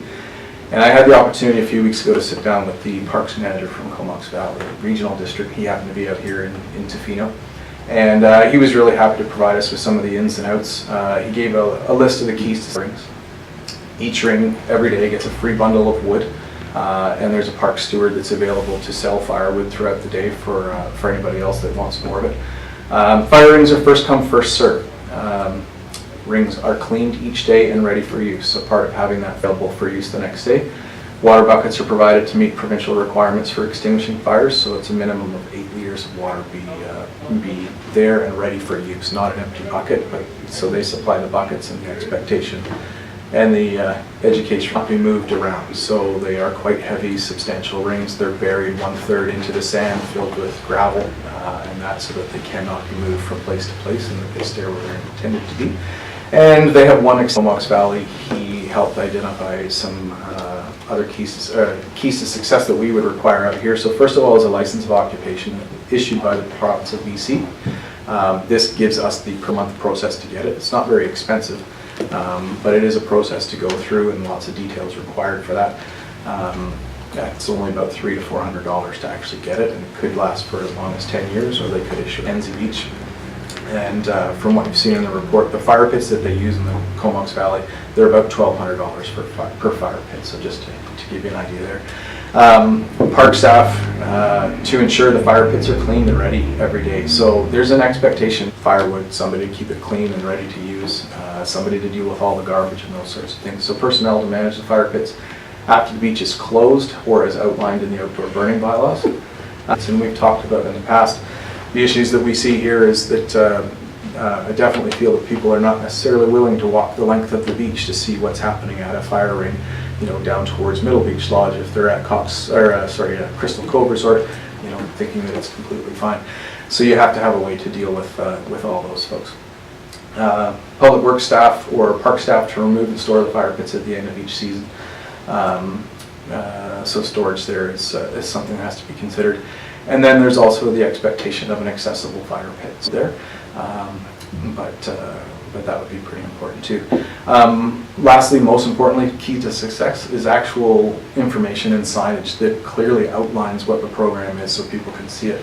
And I'm going to get into a few issues that allow fires, Mackenzie Beach and Chesterman Beach. We have one sign at Hellison Road access and one sign at South Chesterman. Those are the only signs currently that outline what the expectations are around beach fire boards and that sort of thing, but they get taken down pretty quickly. They get used as fire starter, those types of things. But right now the signs that we have are a green sign with white lettering, about this big, and it just simply reads like a paragraph. There's nothing to draw your attention to. They're in English. We have visitors from all around the world that come here, so making sure we get the message up there is really important. Challenges we face in Tofino. So not enough fire pits to meet the demand. Comox be enough to meet the demand because it's really popular. Their experience is that groups are not willing to share fire pits. So what they find is people that want to use them, although they may not be ready to use it at noon, if they want to have a beach fire after work, somebody that's not, meaning that other people can't use it, occupied by somebody else. The expectation that fire pits are clean, firewood available at all times, fire pits are in use, garbage accessible near the fire pits, the maintenance and storage that we mentioned. Talked about the people claiming. Right now, it's an information thing, an education piece out there, but currently through the summer months, if we declare a fire ban, even though from experience and where we've been at, the beach fires that we see generally are not any emergency concern for forest fire and that sort of thing, automatically call 911. The fire department responds, it's expected. It's something that has to be considered. So if you create a program and you say that you're going to have letting people know that it is not necessarily an emergency. In Comox, they have the same issues. The fire department responds, but they have a paid fire department. So there is a large expense that comes along with being prepared to respond all the time and drop off due to fatigue and being overused. So the last piece there is just the overall cost of the program. So the breakdown is in there with the exception of any sort of annual staff to manage the program. But the individual pieces are in there. Aside from that, anything else? Two big pieces here, getting the word out and controlling the message. So for getting the word out, the image on the left there, that's a sign from Santa Monica, are not allowed on the beach. They definitely don't allow fires on there. It indicates fireworks and all sorts of other things. It's pictographs. There's not much in there that you can't understand no matter what language you may be speaking. The image in the middle there, I believe that was generated social media. We talked about provincial regulations and that, and it ended up on the website as well too. So more social media presence, whether the fire department actually has a social media, working with stakeholders. So one of the things that the bylaw department this summer reported made a huge difference was the efforts made by Ocean Village Resort. They went out, they found buckets on their own. They're almost the 8-liter size, so pretty much good enough to meet the provincial, the regulations, and stuck them on the bucket, and they're available to all of their folks that are buying firewood from them and using it on the beach. When the bylaw department is moving around on the beach and talking cuts, and they already had that knowledge. So getting out there and working with the different groups is going to make a major difference, whichever route we go in the end. Controlling the message. This beautiful looking fire here, permitted until 11 p.m. nightly on Chesterman Beach and Mackenzie Beaches. So there's definitely driftwood in that fire. It's definitely far larger than what the provincial regulations require. This image, I pulled it off of Google, but it's actually from Tourism Tofino. Conversations before, with people about how do we control the alcohol on the beach, and had a fantastic result with the brewery when I asked them to stop posting pictures of taking growlers out onto the beach and marketing that as this is what we do out here. They were completely understanding, and they stopped right after that and haven't really seen any photos of a romantic glass of wine out there. And I think if we reach out to them and explain what we're trying to accomplish, we'll get some better results and partnerships in those. This one right here, I love this photo. It's a great shot. Who wouldn't want to come and reenact summer beach bonfire? Our favorite pastime for those on the coast. So this is not Tourism Tofino, but it was a website created to look like Tourism Tofino, and it was actually Tofino Tourism. And when you click on the images, it just links back to somebody else's business and markets that are owned. Ours aren't actually allowed, but these are definitely the things that we are competing with. So getting the partnerships and working with different individuals to ensure that we're not continuing. We did go out and we talked to some other communities that do have beaches in their areas. So just a quick look, most places do not actually allow beach fires. There's the odd place that allows you to have a beach fire with a permit, and permits are controlled by the fire department. And they had similar issues out there. They used to allow beach fires. They started talking about a similar program to individual fire pits and that sort of thing. And they realized that the management of it would be overwhelming. They decided then that they were actually going to ban beach fires altogether, actually sort of get it under control. But now at this point, there's only a few fires a year that they end up responding to. So just to sum it up, there's a bit more detail in the report. The number of people camping and otherwise staying adjacent to the beach would make it very challenging for this type of program to actually meet the demand.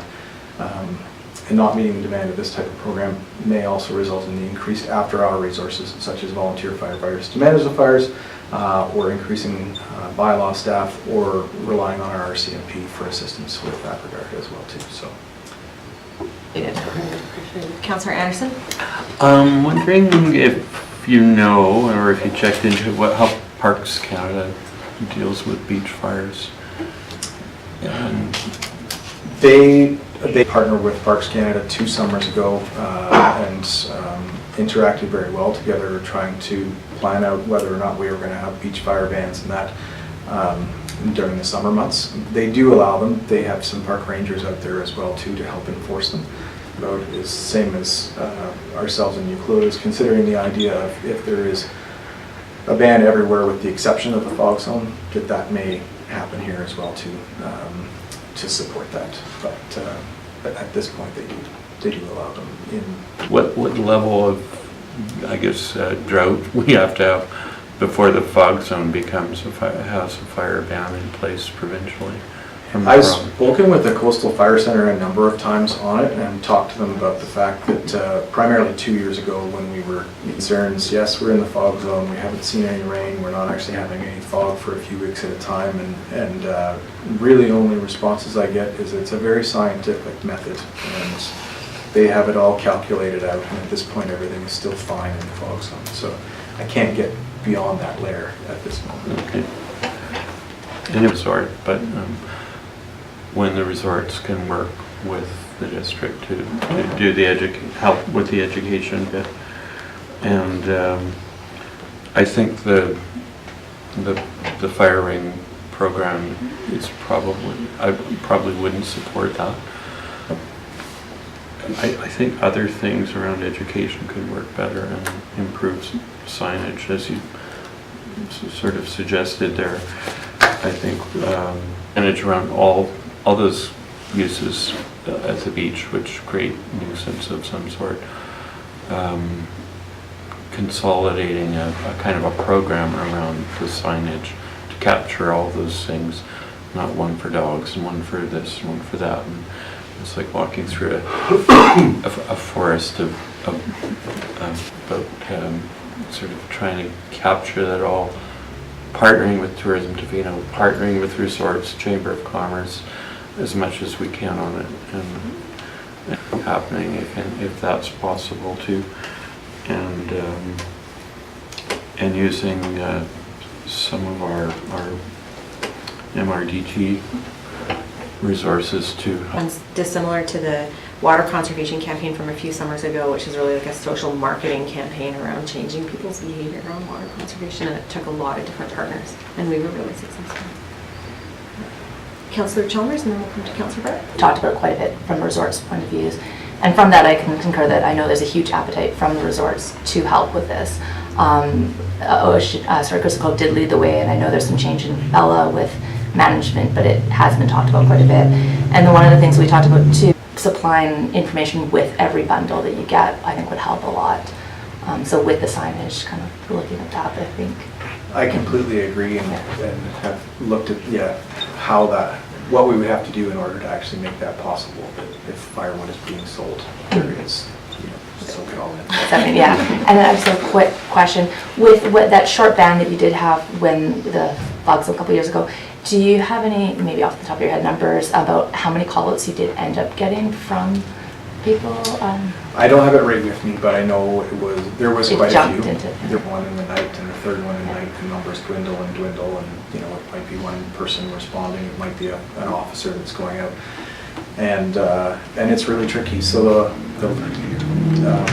whether it's bylaw or the fire department dealing with beach fire, because there's often alcohol involved, and there's fires that we've shown up from a fire department perspective that we had said we weren't going to respond to because it was not in any way a fire emergency. However, RCMP has actually requested necessarily deal with it until the police officers clear the people away, and then we can deal with it. But most of the time, which is fantastic, because they actually have all the RCMP powers and everything. So continuing that program is a great way to continue to work towards this. But even at that point, they finish at some point in the evening, and we have a lot of staff and enjoy that same experience that everybody else has from 1 p.m. until midnight. And so after district staff and that have all finished, there's a new wave of people going out to experience the night. So. Do you think there's a difference between people calling during, for example, that band when there was forest fires and be similar? We have the same thing. We get 911 calls to Cox Beach. It happens. Yeah. And nowadays, I don't know what sort of sparked the change, so pun intended, but I've had issues out on 911. I'll get up, I'm responding to just an unattended beach fire, and there is actually a person just sitting out there quietly in the dark having a small little fire. People don't. It's like driving by a car accident. People don't stop to check as much anymore. They just phone 911 and keep on rolling. It still happens. You still get those calls, and that's where. Thanks.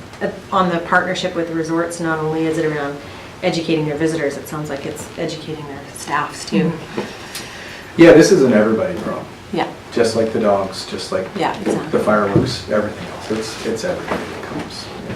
Thanks. Councillor Burt? Yeah, thank you. The councillor is preceding me that they're not in support of the fire rings, but somehow I don't know where the expectation is that behaviors are going to change, because nothing has given us any evidence that any efforts around education or anything have give permission. So instead of just having bans and people break the bans, or they say they don't know, or you're running around trying to deal with what you showed in our photos, that what we have are opportunities, except in fire pits. I think there are some good tools maybe in this age of technology where management of occupation of fire pits could with scan codes or multi-language signs with scan codes. But we have the RMI, it's resort municipality money, it enhances the experience of seasonal workers, it enhances, can or should enhance the resident experience. So, we talked about this as being a trial, more RMI revenue coming in, and we have more flexibility about how we use it, I understand. So, that's not in the report, and I would have liked that because it gives a pathway to, this is how we can do it and manage it. For the resorts not loving the program, the beaches belong to them, but it's a lot easier if they don't have to see, non-guests on the beaches in front of their resorts. I think that the resorts could have each resort, whatever number, 1 or 2 communal fire pits for like use, register, and you just have to register your date and time on your, like, if there is a technology that could allow that, that'd be awesome.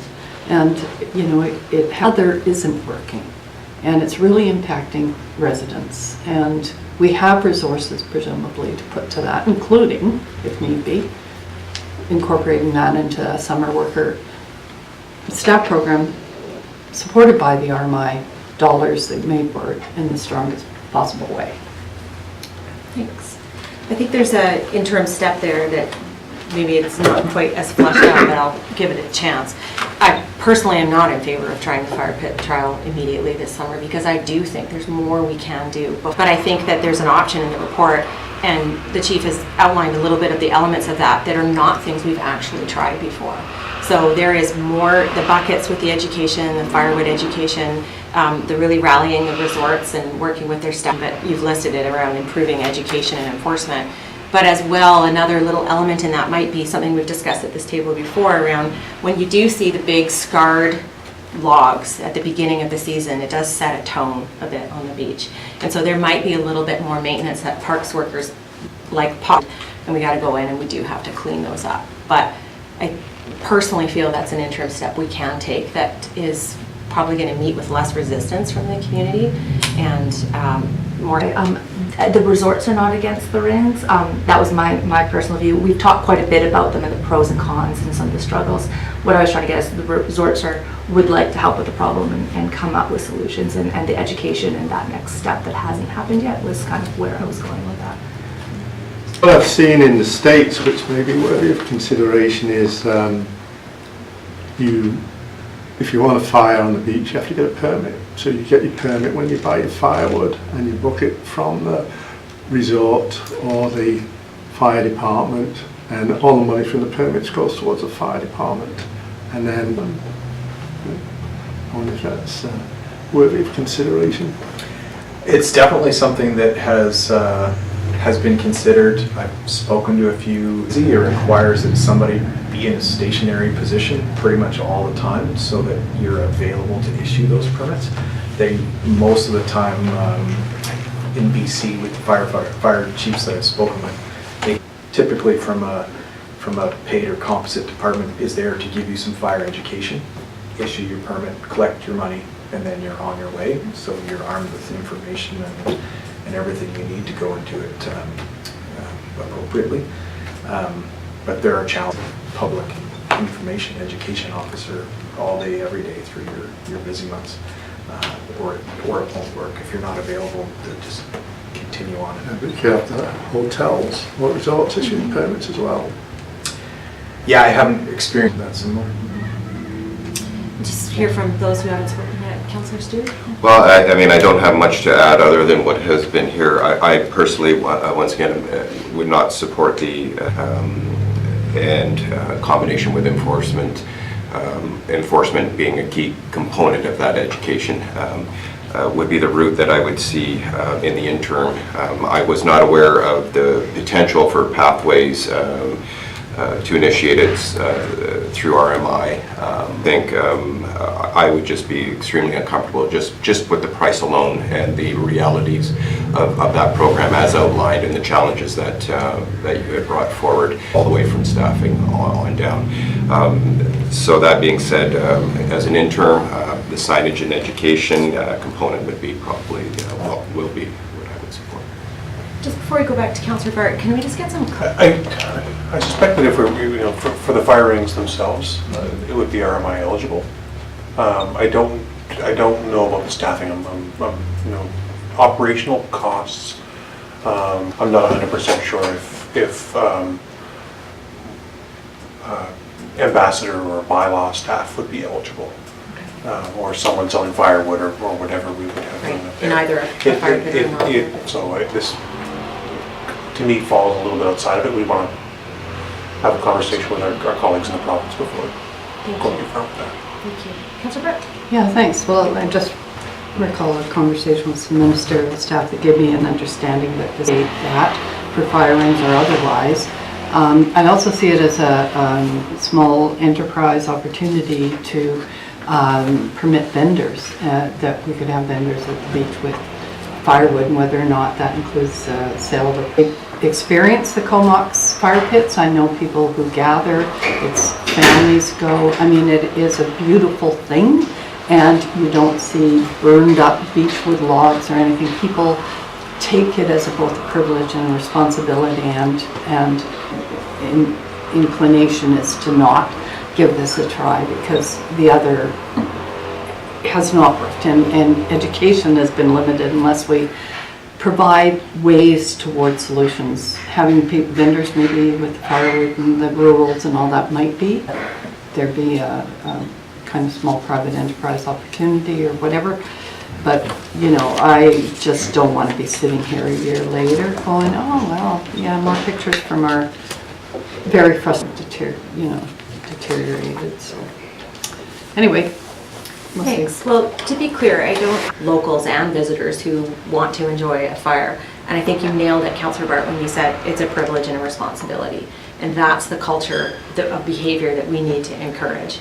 And I mean, I already said it, I don't think we've taken gone to the greatest extent possible with enforcement, with education, with maintaining the beach a little bit more than we possibly do right now. We are hearing from different members of council about kind of where we might be headed. And that's the purpose of having this discussion. So is there any points of view that haven't been expressed yet, or anything any questions or considerations? I'm wondering, we have through RMI, it's directional and the wayfinding signage program. Wayfinding, if that can be expanded into an educational signage aspect, that might cover a whole number of things, including the beach fires. Yeah, it sounds like those kinds of expenses a little bit, and figure out how much could be paid for by the Resort Municipality Initiative. And we have conversations also to have with tourism, with the resorts as well. Yeah. And the other question I had is, does municipality have the ability to require some sort of beach fire protocol information included in firewood? To require through business licensing, like if you sell firewood, you must include this information? Which mechanism? Yep, there you go. And that's the one that I've been looking at, the business license regulation. Right. Is there any? No, I just wanted to just briefly touch on something that was, my reticence to recommending it would be the kind of, that we are talking at length about the ability to fund something like this, or to have our volunteer fire department respond to it in a funded manner. And I think that it kind of doesn't point to the fact that responding to beach fires is not necessarily or the reason that they became volunteer fire department. And while I don't doubt that they would all respond if asked, the importance of members, I think, is important and can't be pushed too far aside. Thank you. Just one more question. Do we have fines in place for beach fires? The tactic this past summer was that the reservist and the bylaw officer would patrol the beach, and they would go around and inform people about the fact that you were required to have a bucket. It had to be out by, well, the people went to get their buckets. If they weren't willing to, then they were issuing a $200 fine for not meeting the requirements. Come 11 o'clock, individuals said, well, why don't you just put it out for me since you're here and you've got water? And they were Service business. This summer was it was much more effective. The reality is it is quite time consuming. It can take 2 hours to cover Mackenzie Beach, and so they'll start out, they'll make one round of education, and then they'll be coming back to Beach. With Tonquin, they have other responsibilities there as well too. So whether there's other means of making it possible to get from one end of the beach to the other in a quicker manner so that they can get more face time with individuals, it would help for sure, whether it's via Gator or something. But any initiative that may be undertaken to limit more signs, we don't want more signs, whether it's access to the beach, no, we don't, we want to limit that. So it's tricky, and there are ways to go about it, but it's figuring out which routes. So I'm just wondering what kind of action from council would sort of get us to a point of developing a program, sort of comprehensive beach stewardship program. But of course, Right. like everyone else too, but, or if so are it's too you- early to sort of start there. No, I don't think so, but I just want to be clear, are you talking about more than just fires? Yeah, I think that we need to approach. We asked for this, and I do feel like whatever we choose to do here could become part of something like that, but we need to kind of put Yeah. a box around this one and give some direction to staff. One question I had for staff before we move to that is, it seems to me that with a possible motion that I'm crafting here, I'm assuming this is going to go to budget, and does that need to be part of a motion, or? You don't need to include, like, No. referring it to budget in the Okay. motion. It's kind of self. For a moment, and then let's consider the larger beach stewardship issue, if that's okay. So my suggestion would be a motion, something like that council directs staff to improve education, enforcement, and maintenance street, and any others as appropriate. Second that? Okay, I'm just sort of testing. sorry. No, I just want to see if that, I mean, I know it doesn't satisfy Councillor Bard, but. I would RMI could be used for fire pits and staffing that. I'd like to consider that if it was possible. I'm against it if we have to use taxpayers' Yeah. dollars. Right. Also. This motion, and then we will ask our staff to look into RMI, but I think we do need to provide some direction for 2019. Okay, so I will make that a motion then. So the motion is to direct staff to improve education, enforcement, and maintenance regarding beach fires, seeking partnership with tourism to the accommodating, all right? And then naturally that'll go to budget and work planning. Okay, any final discussion? All in favor?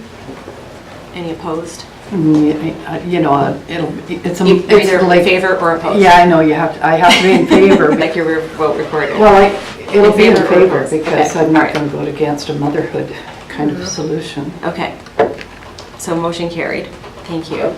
And now, there's two issues still. Do you need to? We've talked about beef stewardship for 7+ years, and I think staff was supposed to report back to us.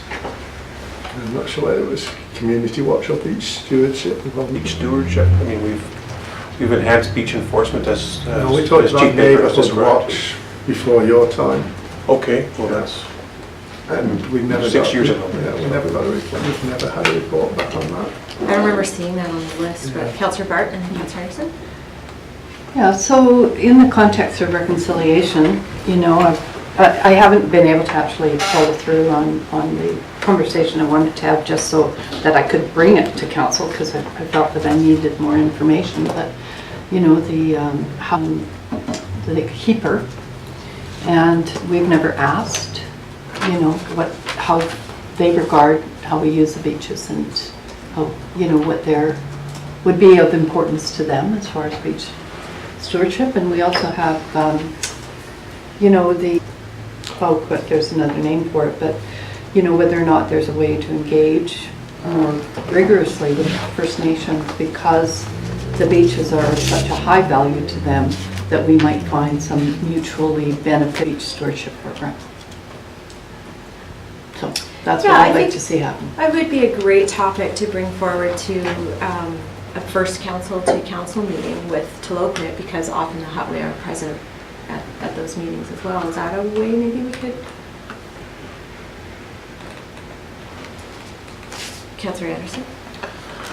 Yeah, I'd very much like to get to that sort of, it's a big kind of project though, the idea of beach stewardship, it just grow, you know, could participate in the messaging, you know, that our own messaging could happen through signage, through whatever we might put up on a website or something. We already have some really great and some of the other organizations that support good environmental report from staff that might just sort of lay out all the things that we need to think about and how to even approach it rather than say, just go like, oh, bring us back a beach stewardship program. Yeah, no. So I just don't know how to get there or what kind of action we need to get that ball rolling. Okay, I think some of the action make any motions at this point, but what I would suggest, especially since a couple of councillors in particular have expressed continual interest in this, it would be great to see a little bit of behind the scenes work, maybe a discussion with staff, and then maybe think about what it is you want council to consider and bring that back in the form, with a little bit more background information and maybe preliminary look at what some other places are doing and some fleshing out of the ideas. And the reason why I'm a little bit reluctant to just put it onto staff is this is not enough of a conversation for them to know what it is we want them to do. So let's save them from that. Yeah. So I see you pondering that later, or it might come a bit natural. I'll volunteer to help with you. All right. Good. All right. Okay. I'll just keep doing what I'm doing. I'm working on it too. And just keep us informed. That's really great. Thank you. All right. So I think it's 12:30 and maybe a chance. 1 o'clock? Yeah, till 1 o'clock, 25 minutes. 1:05. Sorry guys, I know you're waiting for Christine Herring, but that is such. Let's meet my 2:30 meeting requirement, but let's see how that goes. All right. Oh, unanimous consent. We have recess. Yeah, I'll just write it down. Actually, I'll just email it. Is it sure? Yeah. Should be.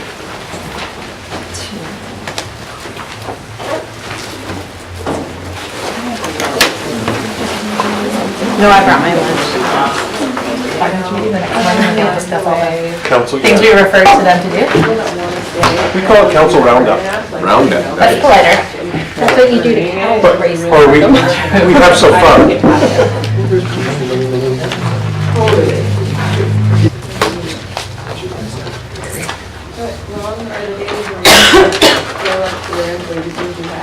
And then like move 3 times, like these people just have to roll their dice. It's true.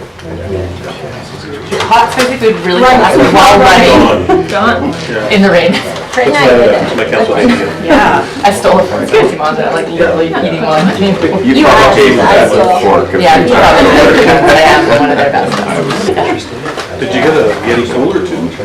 Yes, I stole a lot of money here. Free gift from the I wish. I could bring it for $50. I don't order Chinese as much as I used to, but it used to be when it's calling me like extra sauce, right? I'm like, I only ever go there after someone else has been in. Yeah, it's like. But you want your ice cold or yours? And I walked in. I don't care. There was I saw a video on YouTube. You sound like a monthly Sunday. Saw them open. It shows the difference. Okay. I haven't eaten it. They made a bunch of videos. Yeah, how much is that ice cream? Yeah. And you're trying to get it here. No, it is exactly how it's like a very simple thing. Now where did I go? Right, yeah, preserving. Who's on first? Herding butterflies. We don't know that. I've never heard that one. Joshua says herding cat. I say herding cat. I like barbecue birds. It would be a lot easier with a Yeti. Did you see that? Yes, I did. I saw that. Yeah, that was fun. All right, everyone. Okie dokie. Let's continue on and move on to item 8.5, which is the minutes from the Committee of the Whole meeting. We are going to consider receiving them, and then separately we will consider the recommendation from it. So first of all, can I have a motion? All in favor? Reuse permit policy and the trajectory that got us to where we were. We had a pretty fulsome discussion at the CAL meeting, and the majority of council felt in favor of moving ahead with option 3 in the Propeller report, which was incorporating social benefit or community benefit provisions into the policy itself. The intention is to be bringing back the policy to council to discuss here in the regular council meeting. Have I got that right? That's correct. So no amendments have really, staff has never really received feedback on the policy itself. It's been in front of council several times, and we've gone in different directions, but we've never dove into how council would like to see any changes to the policy or how it's structured. And I did say to the committee before that I did have some feedback on the policy, and I do, and I'm ready to present it to you today.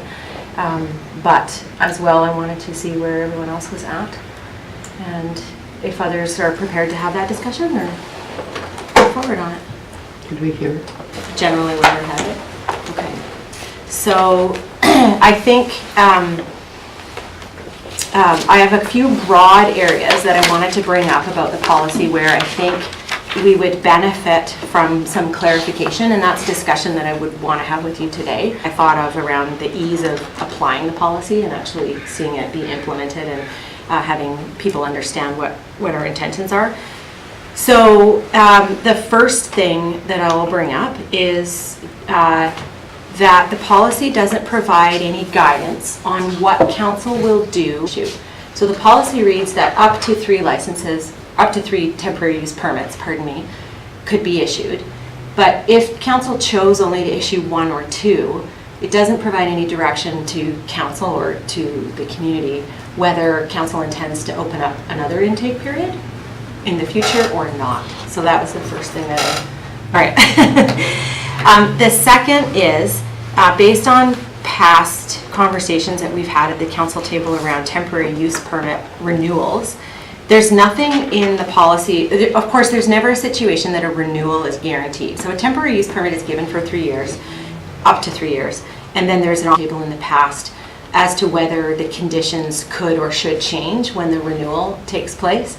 And I think it's important to clarify legally, of course, we can change the conditions, but I think it would be fairest to the community too, to the applicant, to say it is possible that your temporary use permit could be renewed after 3 years, and council. So that's the second area that I wanted to bring to you. And then the third, the third of 4 sort of major areas is how could we handle delays at the provincial level? So let's say somebody in the community or outside has gotten all their paperwork together for the province, but I don't know, for whatever reason they haven't submitted it yet, or they're waiting to see where we're going. They submit their paperwork to us and they submit their paperwork to the province. The province's website actually clearly states right on it, they can't estimate how long it will take to send referrals to local governments because they don't know what their response is going to be. So they're providing no feed. We open an intake period. Everyone's done their due diligence in getting their paperwork to the province, but because we want to align these 2 processes and at the same meeting we want to make the decision to give if we're going to issue a temporary use permit to an applicant, we're also going to provide a positive referral back to the province. What do we do if we haven't received the referral from the province? And I think that maybe I'll stand if there are other questions. And then here's my last one. So the last one is when it comes to the social benefit criteria themselves, I think that they need just a little bit more clarity so that we're providing better information to the applicant about what exactly we're past version of the policy. So I'll just use that as a brief example. To say that council may consider parking, what does that mean? Like more parking is better or less parking is better? It doesn't provide any direction or guidance really to the applicant. So I wondered if we can't be a little benefit to be, or what the, there's some categories there. And then last but not, and that could be achieved in a few ways, I mean, clearer in the policy, but also I wanted to bring the idea of maybe just a background or document that provides a bit more background to applicants. Something that I have learned through my involvement with the social procurement process on Vancouver Island, working with different local infrastructure project, they didn't get any bids because the suppliers didn't know exactly what was being asked for, and they had to kind of reevaluate, rewrite, and do some education so that people understood what was being asked for. So that's kind of where that's coming from. And then last but not least, just more minor things around really to the applicant and to council, kind of what the process is and how the 2 parallel processes with the province work together. All right, that was a lot. Can I just add that, because it sort of tags on to one of your questions, and what if we approve amendments? How do we reopen the application process again? So I see. So they apply for a temporary use permit and we don't get the referral. Yeah, and I guess that gets you're right to the question of, do we wait till we get the referral before we consider it, or? Okay, I'll maybe address what I've heard in order. Okay. So, the first, should you not want to issue up to the up to 3 licenses, you don't like any of the applications that come forward, or you only like one, or you just decide that one for now is good, but you'd like to open another intake in another period, I think that that's something we can add to the policy. Outside of the intake period will be evaluated at a later date, but we can also clarify that to say in a successive preferred intake process. I think that would maybe be clearer. Can I add one piece of that? Just from a zoning that probably wasn't developed for, as we consider successive intake periods, and a TUP process was open this year, that was good for 1 year, and then we had another one. Are we then just pushing that down the road, and just really carefully consider that that part of it? Yeah, good point. And so that sort of ties into the next question around the renewal of a TUP. And I don't think this has come to council in much of a discussion, but it's someone towards rezoning it, that there would not be a successive TUP process, as this policy is designed to be reviewed within 2 years. So in the policy, we review it 2 years in, and at that point, hopefully we're moving someone towards a rezoning process, or not, or they are not going to renew, and that's it for that temporary use. So maybe that can be okay. But to your point, yes, conditions can change for a second, a renewal. It's a separate application in a sense.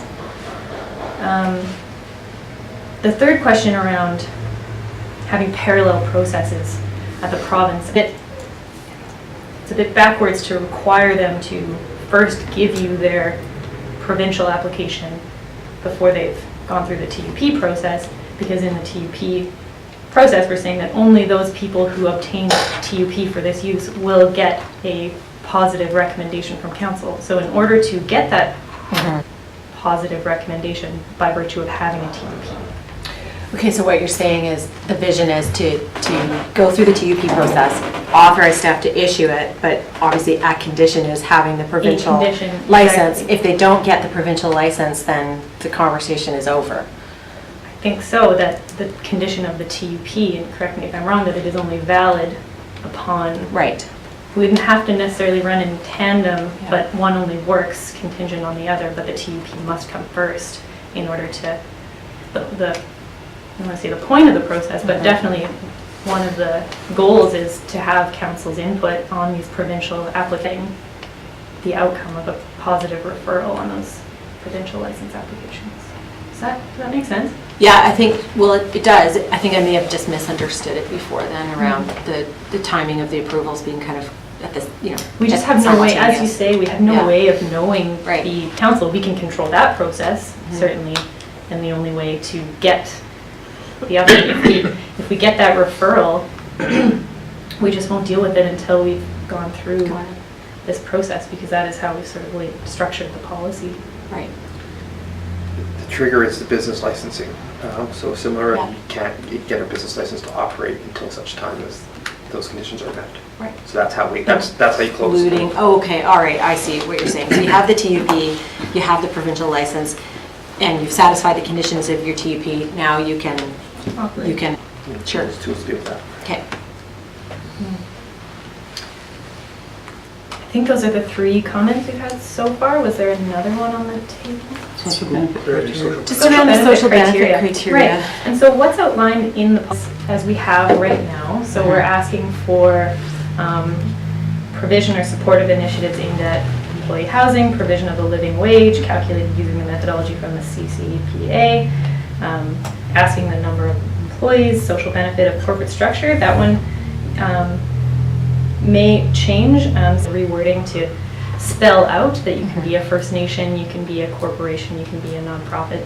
Just sort of changing the wording to match what the eligible entities are, but not substantially different from what's here. So I'm just, I guess I'm looking for clarity on council's part, how much more specific you would like to be, and then if we look at E, we are copying the reductions in greenhouse gas emissions, moving towards plastic-free and zero waste goals, encouraging a strong culture of collaboration, volunteerism, and community service, sourcing products and services locally, provision of employment that allows residents to achieve their personal goals, and I would say that aligns with the living wage, really. But I'm wondering what these specific criteria is other than what we have. One more offering feedback first. Do you mind if I just ask a question regarding zoning? Can you jump back there? And I just have a question regarding when you issue a TUP. So my understanding is that all conditions would be met, the TUP would be issued, and then the business license. Am I correct in that? Looking at a 3-year period, I imagine it would probably be important to business owners that is it dependent on the provincial approval? Is it dependent upon council approval? And maybe that's a question I'd like to... And perhaps aligning those so that like the business license, TUP, provincial, and municipal approval is when the TUP begins? Is that something that we've put in TUPs before? Like it's not issued on the same day as approval from council, but it's issued upon satisfactory completion of the... It's usually issued upon approval from council, and then they have to complete their conditions before they get a business license. The only exemption is sometimes when there's things like security, Mackenzie Beach Resort and their staff campground. The TUP was issued, then they had to do all the work, put the servicing in, everything like that. That was inspected, and then they got their business license. And the TUP is running throughout that time that they are satisfying the conditions. So and so maybe they have less than a full 3-year period operating in that TUP. That answers the question of how it works currently. So coming back to the case of a provincial delay, how fair is it that they have to take up 6 months just waiting for everything? I mean, that is the right process to use. The other question it brings to mind is, let's say a TUP is authorized and it takes, for whatever reason, it takes a proponent 18 months to satisfy all of their conditions. They've effectively taken up the opportunity, and the council organized people are. There's no guarantee now. No. Good point. Okay, I guess that's just a risk. Yeah, or maybe you could extend out that there are time that we're going to review. My follow-up question of that was in regards to only having a 3-year TUP and the possibility that all of these things considered and us being unable to foresee what kind of zoning environment we're going to be in at that time, or what else is going to, like a renewal caveat that you can renew for a further 3 years or another TUP based on your progress in rezoning, or that you have commenced that process. Does that make sense? Yeah, I understand the question. The difficulty is that you can't really fetter that. It's a discretionary power. So, and maybe I'm misunderstanding, but what you're describing sounds almost like an automatic renewal, that, well, if you do this and this and this, you'll get your renewal. But that really is a question for council of the day to consider. Whether there's a renewal or not. Yeah, Thank you. Okay. Yeah, coming back to the renewal thing, and what you said is it council's intention just to go through this once? And I'm actually having a hard time being able to answer that right now because I just don't know. Right. And given possible delays, and we've added this social benefit lens, I think we want enough of a track record to be able to evaluate some things before we possibly moved into a rezoning process. So it's a little difficult myself. And so the policy will come back for council's consideration in 2 years. Right. And at that point, we'll have some. Yeah, we'll just discuss it then. Yeah. Fair enough. Okay. I don't know if we need to stand to lease, but it's a number of things that I want to address. If they're not questions for me, but they're more of a council discussion, maybe council discussion. Okay, so let's just wait a moment, if you don't mind, Councilor Bart, just to see if anybody else did have any questions. Yeah. Okay. Sure. I wasn't sure exactly what the question was about the question. I'm wondering if the requirements that we can put in temper in that department, but we have these requirements that we're putting into the temporary use permit process. Are they directly transferable to zoning? I'm wondering if some of these social objectives, which we achieve them in a zoning process. Because if we are moving towards zoning, then is there going to be a break? Process, but we'll look to Aaron to respond. Can we do more with a temporary use permit in terms of requiring social benefits than we can with zoning? I think we could do more with zoning, by far. You can do more with zoning? It's a bit of more of a discussion. I've always been very uncomfortable with this TUP process because of what you can and can't ask for in a permit process. With the rezoning, which is the development process, you know, with the TUP, you can put conditions in. It's less about getting stuff than you can in a zoning. So I get that, except that I would just qualify that amenities and social benefit are two different things. So I don't think you can, I mean, part of the social benefit lens is encouraging business practices that provide environmental and social benefit beyond just economic benefit to a business owner or to the community, or some. I would have the same argument for TUP though. Again, it's a temporary use permit, and so we're stretching TUP as far as we can. Yeah, I do see your point, absolutely, and I think that I guess what we're doing is we're adding a layer of criteria into a permitting process that indicate those temporary uses that we are more likely to feel are favorable. I don't think that that's necessarily in a sense, you're getting different things from both processes. This is like a test drive. They're not the same, but we can't have these same criteria on a zoning application. I wouldn't say that we can say what are you paying your staff? Right. So I don't know if there's conditions, but I think there's a conversation that you can have. Yeah, I see your point there too, but you're right, you can't require. I mean, one of my other more minor comments is, and I don't think this is appropriate for policy language, but anyone who is successful in getting one of these TUPs, I would say it is highly in their benefit to track and communicate what social benefit or environmental benefit they did provide, because upon coming for a renewal or saying you're going to do something but showing that you did it. And that is part of the conversation we've had with the temporary use campgrounds that we've dealt with, is that, you know, because the intent with those is to come forward for rezoning application, and part of the early conversations are, you know, this is going to be tracked, you're going to have to come back to council, you want to put your best foot forward. Right. So that's kind of And in broad policy language that you encourage applicants to track the way that they contribute to our community. Right. Encourage away. Okay. All right. Thanks. Okay. Thank you. All right, Councillor Bart, thanks. One of the things that maybe has happened around the social benefit piece is that just not having the language of knowing even how to address this and make it part of the conversation, to embrace something that's quite different.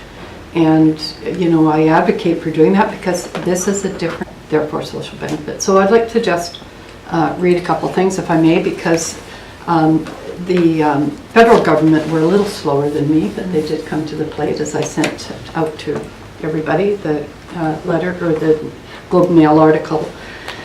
But so the federal government's just announced a social finance fund, and there's a few things that says social purpose. To create new business models of investment vehicles that aim to create measurable social or environmental benefits while also making a financial return. And putting capital to work, capital in what we have on the table. I haven't even necessarily had the language, it's been an exploration, and you know, I had kind of hoped the Propeller report would kind of delve into this a little more fulsomely than it did, and therefore felt caught short. And I'm not trying to either that the need in this community is so great, because whether we talk about managing fire pits or art centers or work maker space or all the kinds of recreation facilities, it just the desire for maintaining a quality of life in this community and not having the resources to do it without making it out. A kind of store could solve all those problems, but definitely if we struggle with a $30,000 granting program to kind of cast out, little bits of monies to give organizations a bit of an uplift so they can kind of reach more. It doesn't take much to have a great effect. And, the evidence across Canada right now, they can keep product on the shelf that is, and that went. So I want to put the case forward to go back to the drawing board and relook at what do we mean by social benefit, and to really try to capture that, because when these applications come in, what are we measuring? I don't think we know. Provide housing. I mean, businesses should do that anyway, and if you don't, the marketplace kind of takes care of you as far as what kind of employer you are. This is something different, and as something that's reasonable to look at, and it is being done in many other countries as well, that you want to get this sort of benefit, then there's some concurrent kind of expectation around that. And there's corporate models, like it sounds like, and I'd like staff to investigate, what are the feds putting forward? Because it's to help businesses sort of structure so that there can be social benefit. And I'm thinking they're talking about quite large corporations, because an example in the article talks about investing £456 million, ending up with 1.4 billion in co-investments, because Patient Capital conference on social purpose housing, and that kind of thread moves us along in the sort of housing conversation. And I'm suggesting that Tofino, we need to embrace, or at least try to embrace and find out, is this a fit for us? And until we actually wrestle with what is this social enterprise doing, we're being fair to ourselves or the community about this as an opportunity. I believed in it enough. I go away in September. Usually through UBCM time, I take my vacation. And I had all my flights and my places booked, but the Propeller report was coming back, and I wanted to be here for that. I believe in this so strongly. I canceled my vacation. I took the hit. I just, if we go ahead just the way it is right now, to me, it's a loss for the community. Okay, so I'll move away from social benefit, if I may, and just deal with a couple of other things. The mayor sent me a link to the Cumberland process, and I looked at that, and I thought they handled the permission to proceed, and or if maybe that's technical, but they put out a request for proposals. So if you plan to open a cannabis retail, this is how you plan to do it. You have your guidelines and all the rest of it, and you can start that conversation by the response of your response. If your request is approved, that allows you to go out and find the location. Because right now, we're biasing this whole discussion to people who have already either owned land or have secured property because, they have maybe deep enough pockets to hold on to a piece of property. People who are really putting their focus more on the social benefit piece and saying, if I know that I can go ahead, with that approval, I can look for that piece of property to run the store in. And I'm a bit confused about why, like when I think of the temporary use permit, I'm thinking of like how we gave them to food trucks. They weren't necessarily, food trucks don't get rezoned afterwards, they're food trucks. And I'm quite sure why this is tied to the land zoning. I would presume that they had to be doing their business where it was already commercial, or, okay. No. Anyway, okay, for whatever it is then. And again, I'd just like to take it slowly and issue, no more than 2, but I want, but only if. Thank you.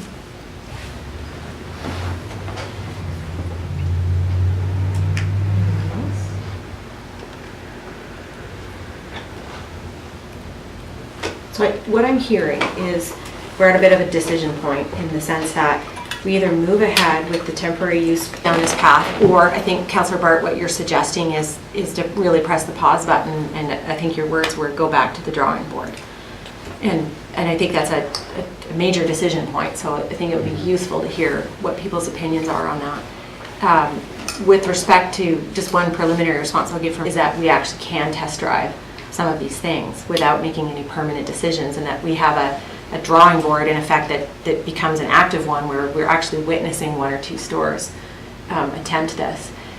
One thing that I hear you raise consistently is around the corporate structure, and when you mentioned the investment fund and entered in our criteria, but could perhaps be more clear in that council may choose, or individual councillors may choose, to provide more weight to those corporate structures that actually guarantee something beyond just the money being the final option, and that is the C3, a partnership with a social with an NGO or a social enterprise. Yeah. So there are at least 3 corporate structures, I think, that can achieve what you're talking about to move forward with this process.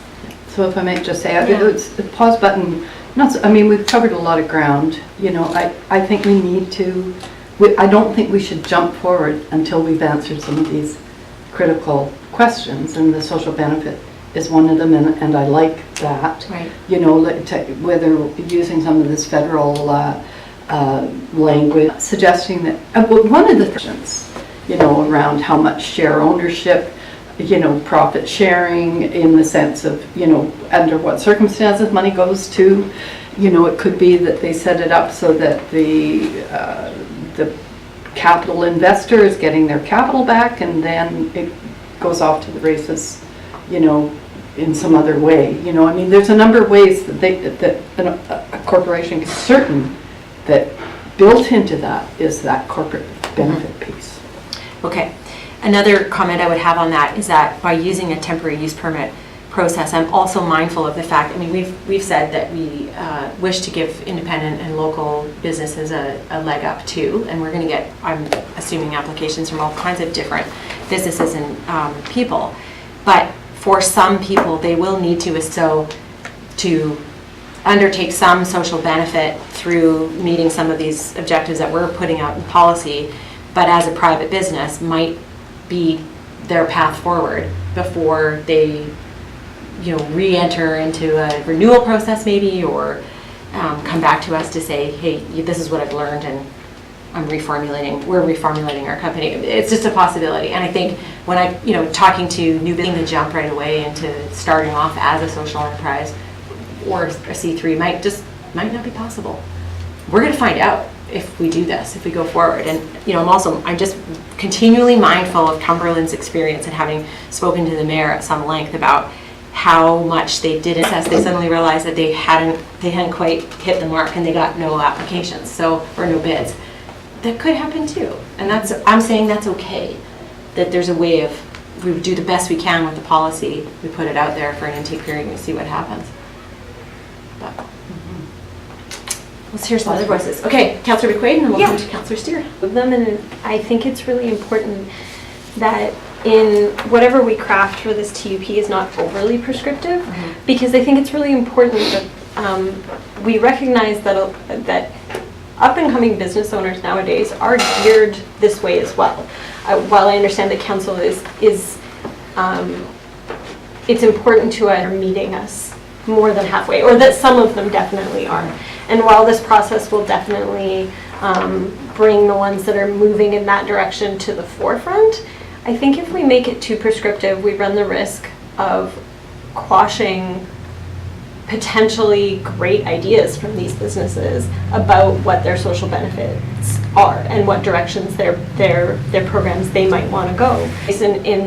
In being a small business owner, I do attempt to pay living wages. I do attempt to have those, I would have loved to have provided some sort of accommodation and things like this, but the reality is that I move in creative ways to make my business and the people that I hire and their life. I think that if we take these really basic ones like employee housing and things, reductions in greenhouse gas emissions, providing bicycles, whatever have you, however we want to structure that, I just going into, let's face it, a fairly creative and blooming market right now might have ideas towards that we end up steering them away from, or bigger ideas that we end up limiting by saying you only need to do this much.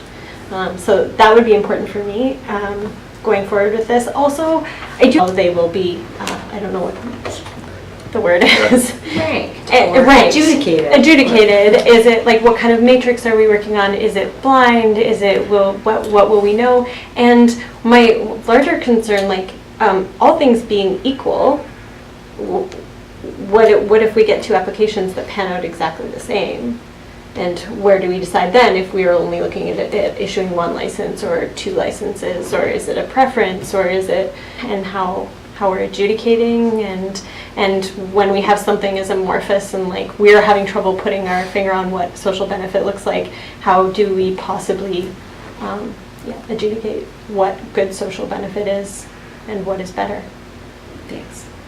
That's a question that's been raised. The adjudication process, what we've laid out, I don't know if the newer counselors were here to see this sort of flow chart of how it moves through the process after you apply for the TUP. So I'll try and display it out. And they're evaluated for completeness by staff. Do they have a name, an address? Do they qualify as an application? Going forward, they're posted online for a period for public review. We compile comments after that period of public review. Staff will evaluate the council. And that could come with recommendations based on who best meets the criteria that we've laid out in sections 5.3 and 5.4, as well as, well, those are and social benefit criteria, as well as what do we call it? Community engagement and support. So I guess that would be evaluating the comments that we hear from the community. So at that point, council receives a report compiling how, receiving that report, it is a council decision. If there are two that are very close, that will be a difficult decision, and how you weigh whether someone is recycling more or C3 is not something that staff has put on of these social benefits, and that is, I think, up to council to discuss these applications on an individual basis. They have to be reviewed individually by council as the decision maker. So that's the process that you would see. At point 4, it simply says less hours of operation, more hours of operation. That was my point about needing some clarity in some of these. Great. That doesn't provide us with any, I mean, there are some legal requirements for hours of operation. I don't know what we're asking for beyond that. I'm going to say two things, because in the end, this is a planning permit. So the first one, I'm not sure if you mentioned the referral process. Oh yeah, that's also in the... And provide you with recommendations. And so on top of all this, the criteria that these applications will have to meet from a cannabis policy perspective, they're also going to have to come under a lens of land use. And so things like hours of operation usually come under what we're doing. So is it, it's a type of activity that will create a lot of noise at night, and if it's in a residential area, how does that impact that on a number of different departments on the cannabis policy level? But we're also going to be, there'll also be that additional, which will be referral, which will have a land use there. And what you may see then is things start to sift out, and you may get to protect a place where we have 2 piles, and maybe that's all staff is at that point, is maybe there's 5 applications and we think these ones meet the criteria, and we think these 7 don't. Everything comes to council. Council gets to decide on all that, but it may be that, I don't know if we want to go down any further than but that's one idea. Okay. Does that help you? Yep. Okay. Considerably. Thank you. Okay. Oh, sorry. Well, Councilor McQuaid asked if it was, my question was similar to the framework. Framework for vetting the application process, and I think the newer councillors and getting up to speed on everything, including TUPs in general, and this process. But as my understanding of the TUP as it's been laid out, in our circumstance, this is like a test drive, if I'm to understand it. In this case, a 3-year with a potential for a renewal within that process to look at those social procurement areas and or to formalize more of a process within that time frame. Does this TUP process allow us to do that? I guess would be my question. Thanks. First of all, it's not procurement in that sense that that's a very specific kind of thing we're working on, and just so the social benefit is perhaps broader kind of aspect to it. To Councillor McQuaid, if you were opening a restaurant and you were only one of 2 restaurants, you might be willing to have a different conversation with the municipality about what that license meant.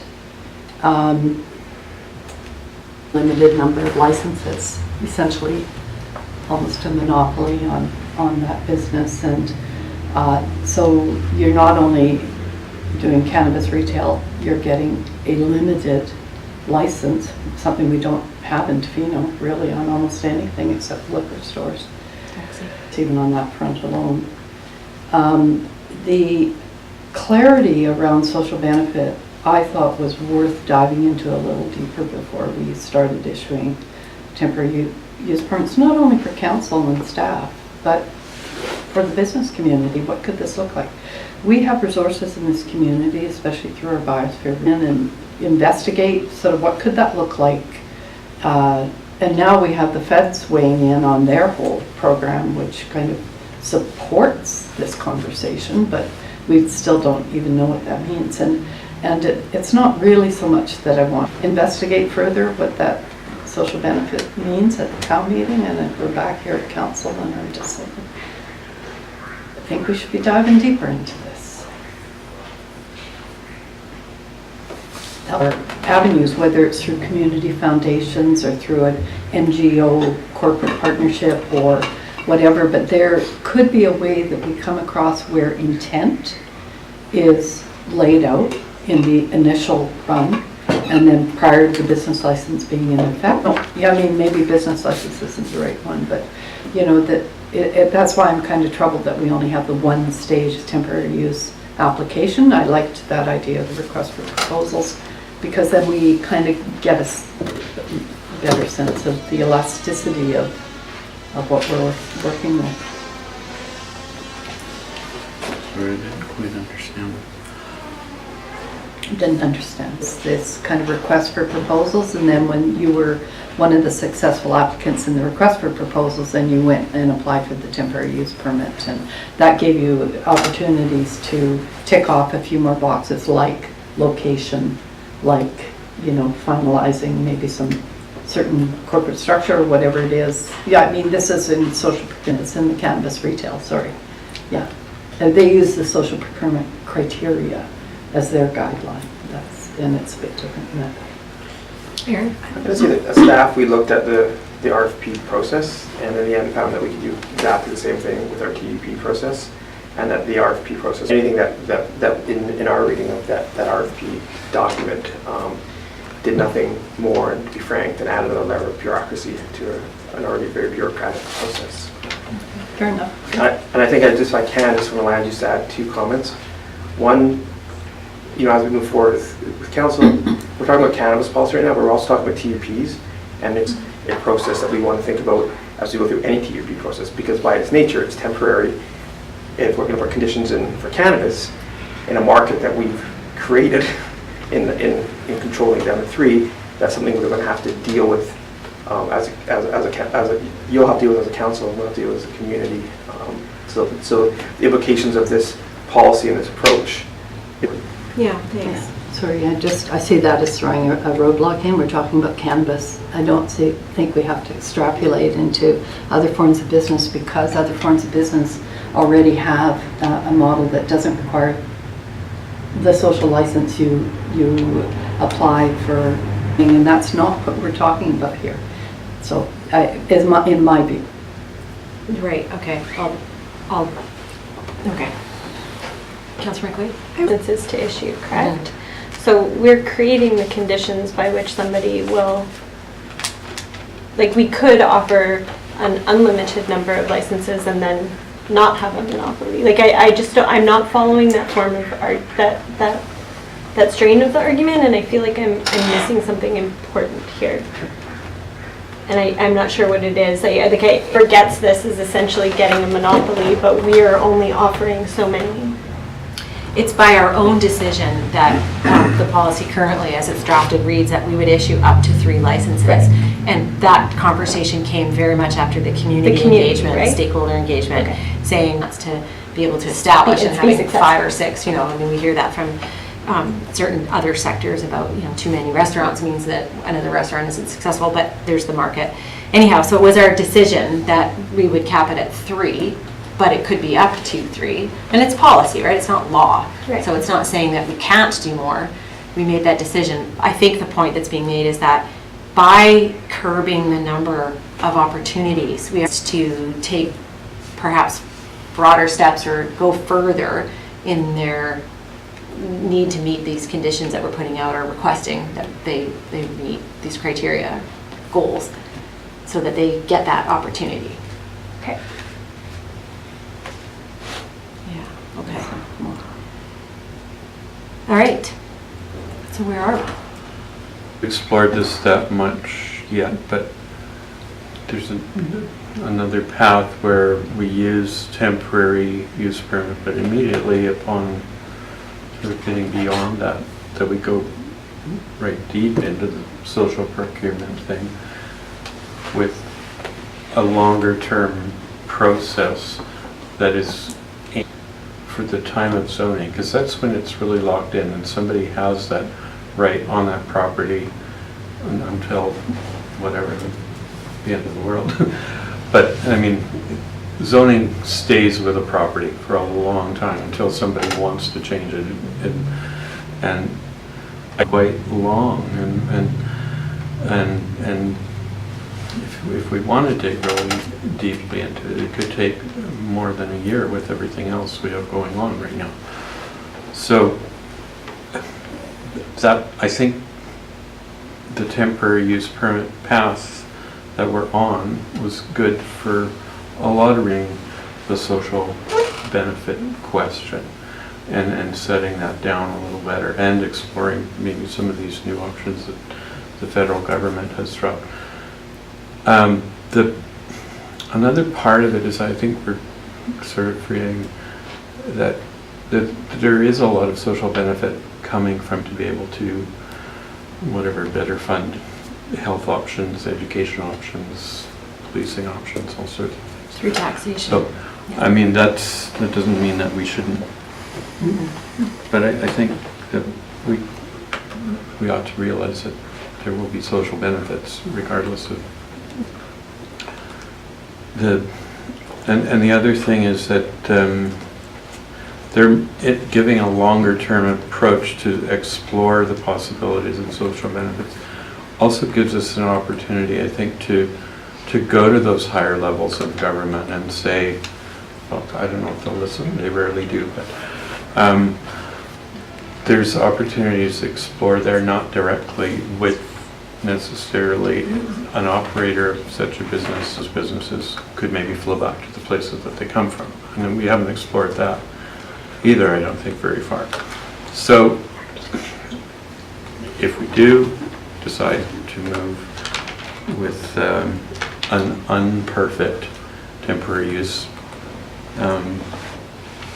permit process, then I think we should go right into the process of getting ready to get some zoning in place for it, and exploring these more deeply, perfecting them over time, and also with experience of what we see happening in other municipalities and with what might ever come about here. Okay. So it's an imperfect process we're trying to develop with imperfect. I really think we have to kind of focus and remember what we have authority as a municipality to do and what we're trying to do just within this tiny little policy here on temporary use permits for cannabis retail. So there's a pretty small box. We're trying to cram a lot into this box. And I think that, I still feel strongly that we're ready mostly to move forward, but there's a little bit of tweaking, and I agree absolutely with Councillor Barton. I think others do too, that the criteria as laid out in the policy can be refined and improved.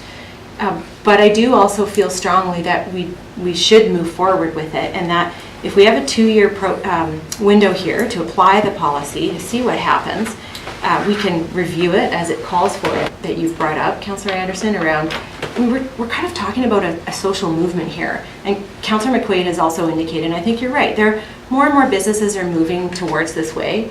And we want to do what we can with the tools that we have to encourage that, but we can't require it. Require corporate social responsibility, that you require social procurement, that you can require social benefit criteria and business licensing and things like that. But we're moving to a place, and we want to be known as a community that encourages that kind of contribution and that kind of innovation. But I think you also said it just right, where we're just not going to get it perfect in this policy. We never will.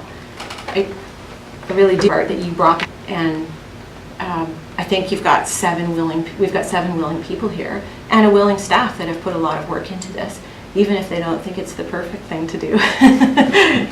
But I think we're most of the way, and I would like to give our staff an opportunity to come back with a memory.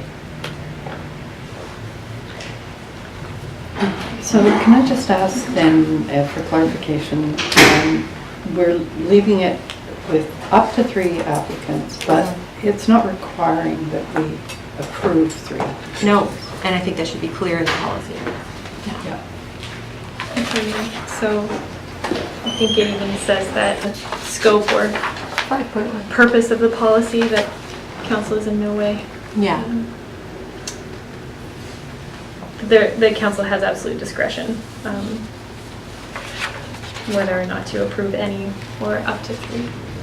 But it can absolutely be reworked from a staff perspective at the table today. So one saying maybe a bit less prescriptive, and maybe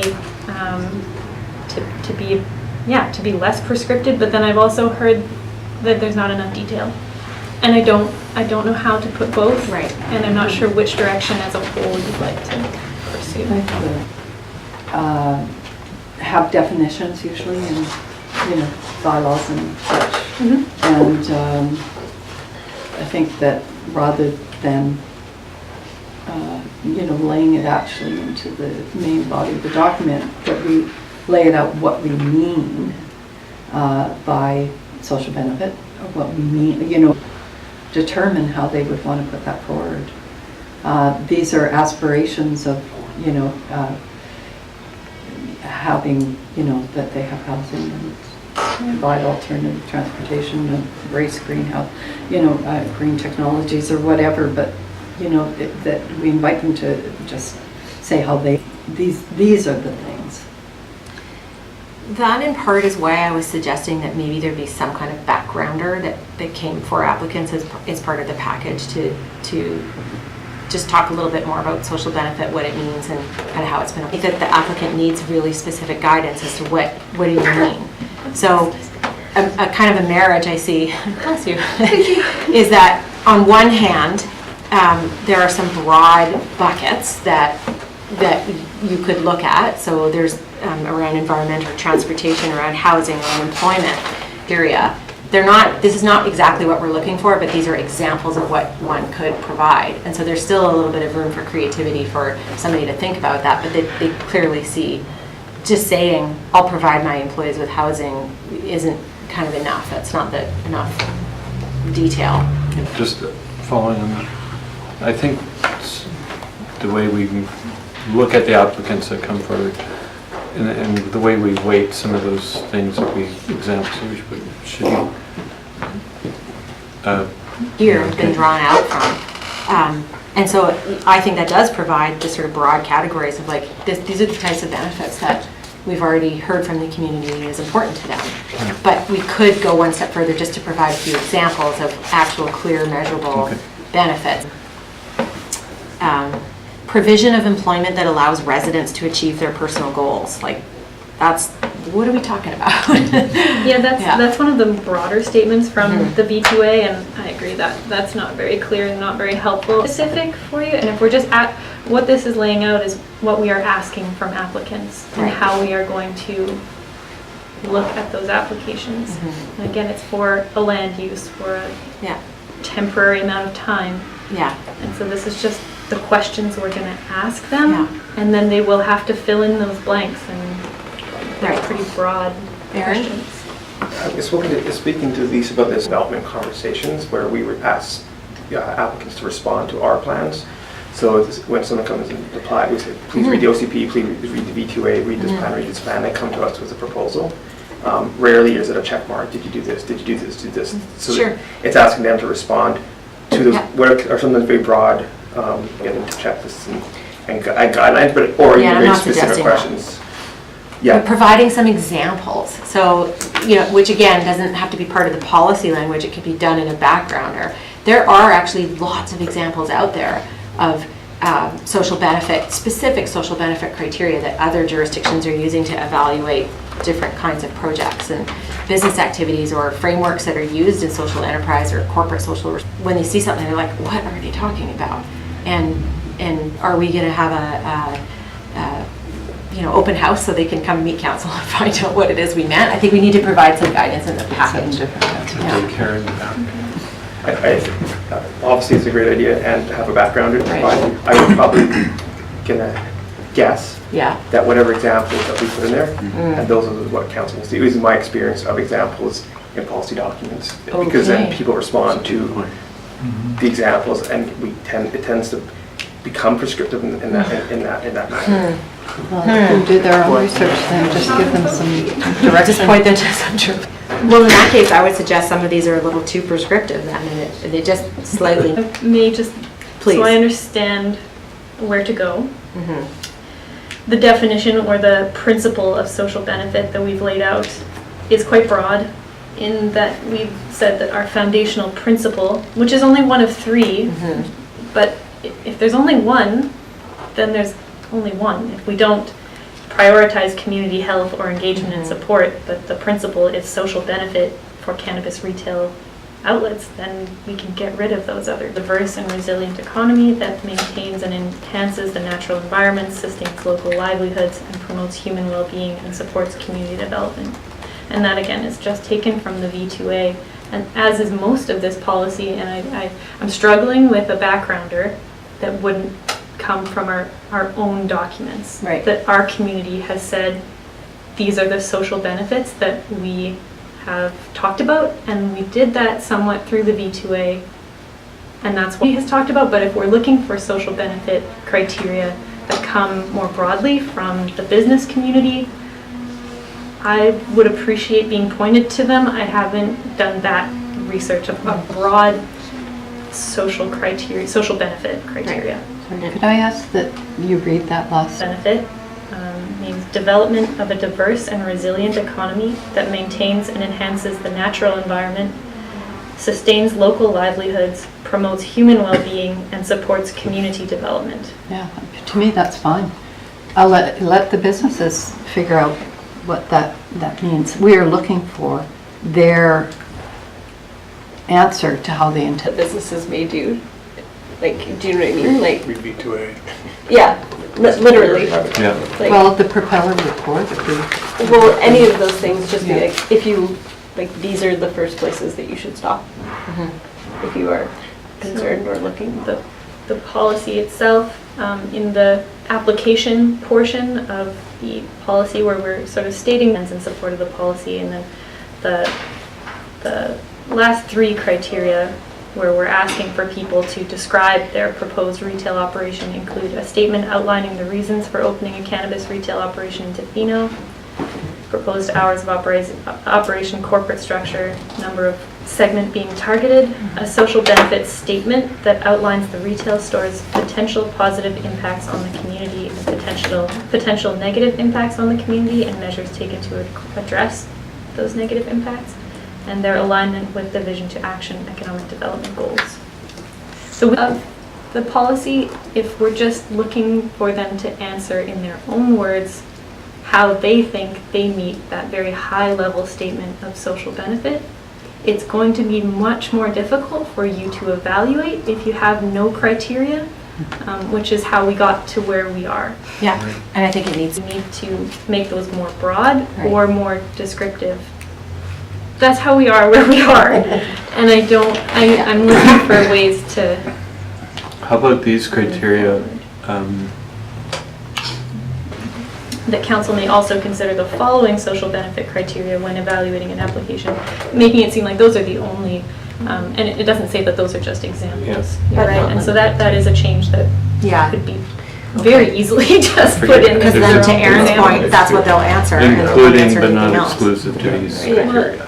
Yes, I mean, we are trying to give them some big empty box of what is your social benefit to our community and what are the potential negative impacts and how are you mitigating them? But we can really make these much more suggestive than prescriptive.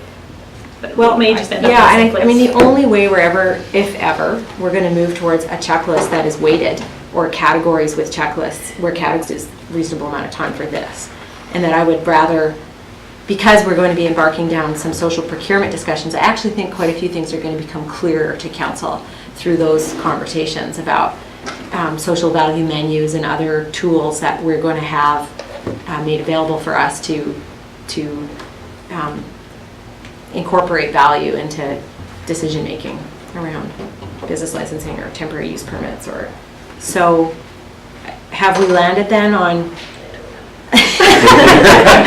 exactly? I mean, what I'm hearing is that the social benefit, the principle, the definition essentially provided in the principle, which comes from the B2A. Well, again, like we said, we just let the businesses answer them as they can, or applicants answer as they will. I had a brainwave. Hey, let's hear it. Minimum word counts, 500.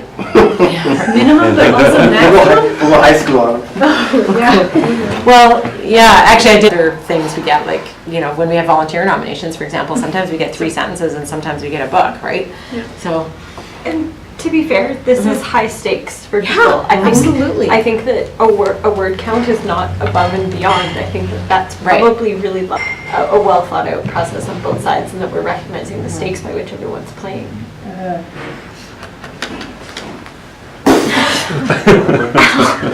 Probably need some help.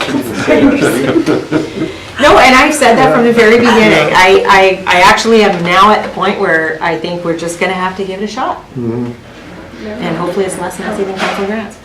But Councilor Chalmers? Thanks. I haven't said too much because I have very much felt that I've come late to the game and really trying to understand what social procurement means, what we want out of it. Sorry, thank you. Sorry. I heard you say that for it. And I think from what I've just been listening and really trying to wrap my head around it as well, that we have all come to the same conclusion. But I also think there's just, in the process, you guys are all going to be talking to them. So when they're picking up their applications, like there is room for them to ask for clarity on what we're looking for, if I'm not mistaken. Because you guys are mind readers, right? Yeah. No, but it's not take it, go, word out. Is that possible? And then are we trying to pigeonhole it too much? Like, are we making a bigger thing? Does that mean that this says that if they're confused, they can come up to you and be like, what is council looking for? That would be our process for any temporary use permit. Yeah. It's usually at least 1 or 2 meetings, at least, and there's a lot of action. So that's, again, if we're going to have a rush of 30, it's going to be busy for us, but it's part of the development process for any permit or any application, and planning is a conversation first. Last question I still struggle with, and I've mentioned it before, is this idea that they're applying with the location in mind. I just quite don't get that. Time they apply for their business license, and that has to be acceptable, but the negotiations to find it, I mean, unless you own, and because of that you have this particular advantage at the gate, are we just saying, like, what if You do need to identify the location on the provincial application, do you not? So you have to. Yeah. So you also, the TUP is attached to the land. So you can't issue a TUP and say, now go out and find somewhere. Right. So because the opportunity here is so limited, I think anyone who's going to apply is going to have done that homework. They're not because of interest or use an RFP or something like that.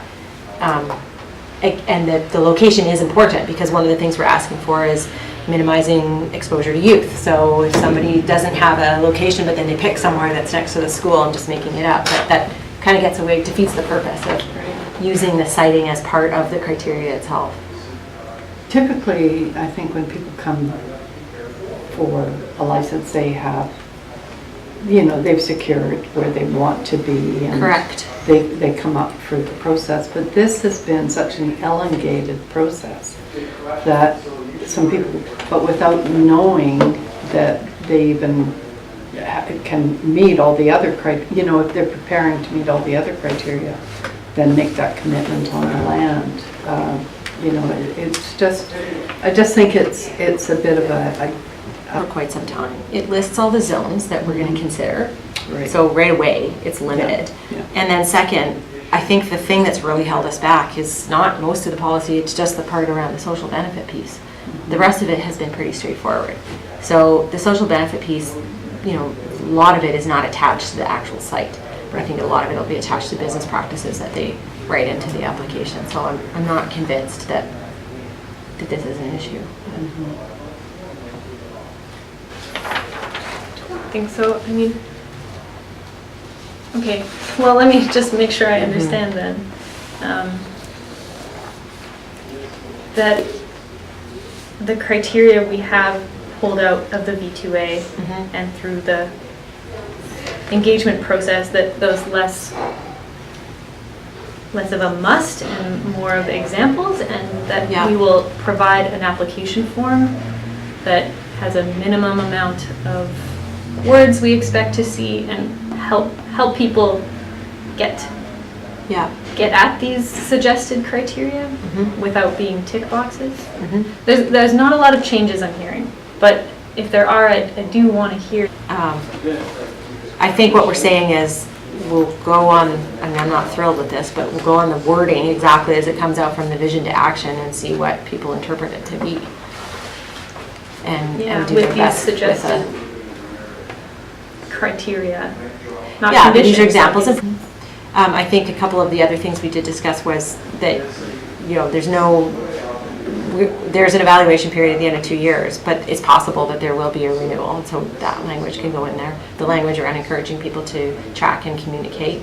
A little bit of clarity around the dual processes to people anyways when they come to look at it, Aaron.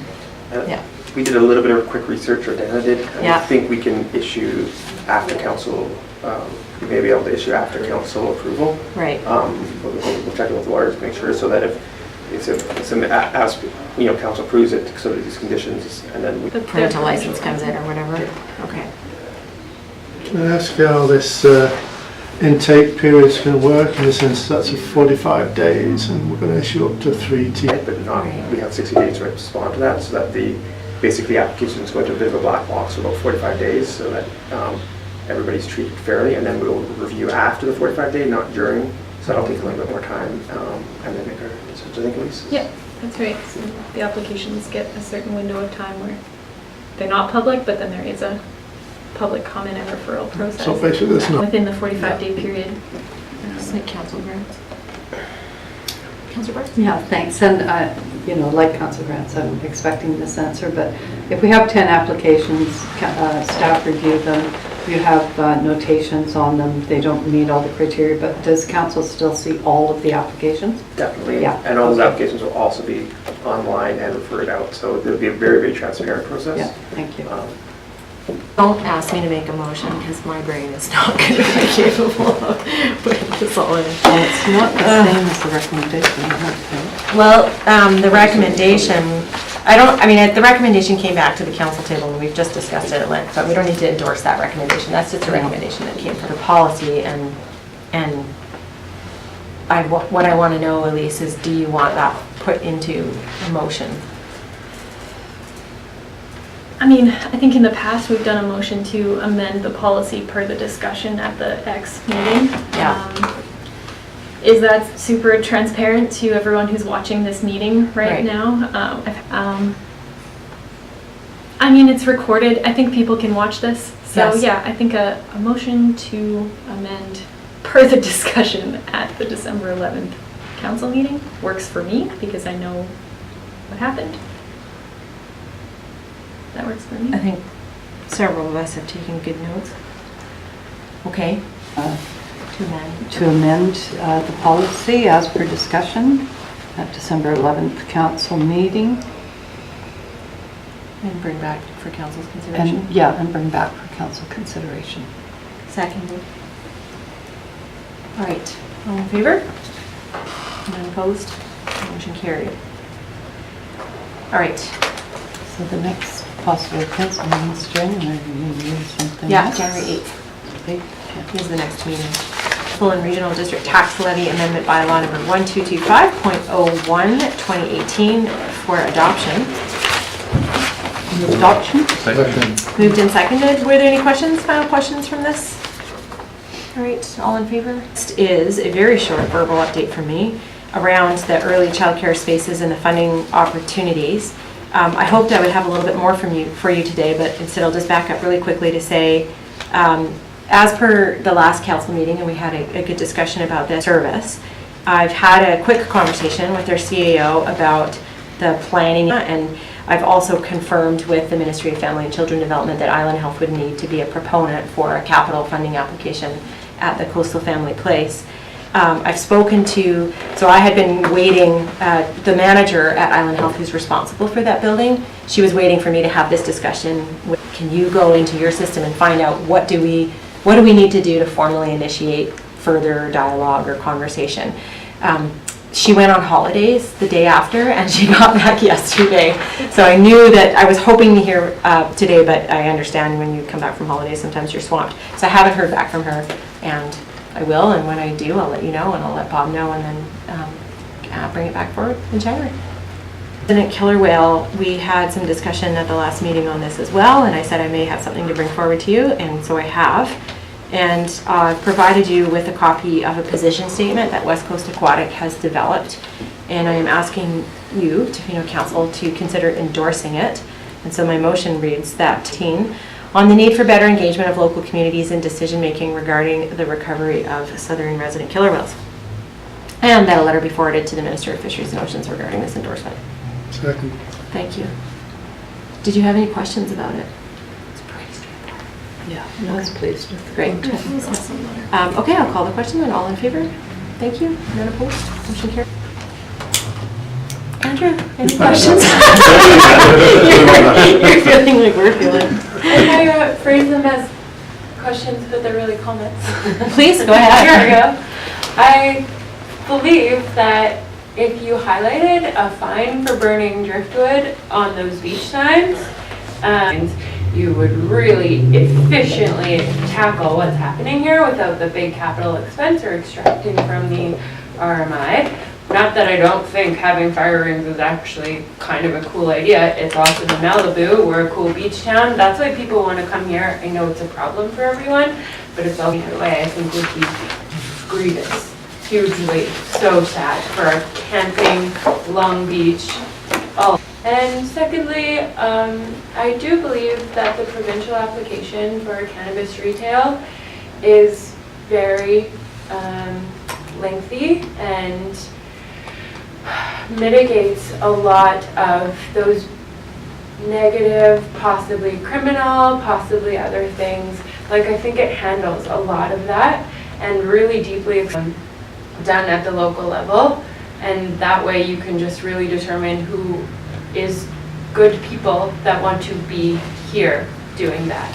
I would also say that a retail store doesn't necessarily speak to the largesse of the industry as it is nationwide, because it is quite a small sample, and certainly there are hotels and restaurants. That's all. Thank you, Kyle. Thank you. All right.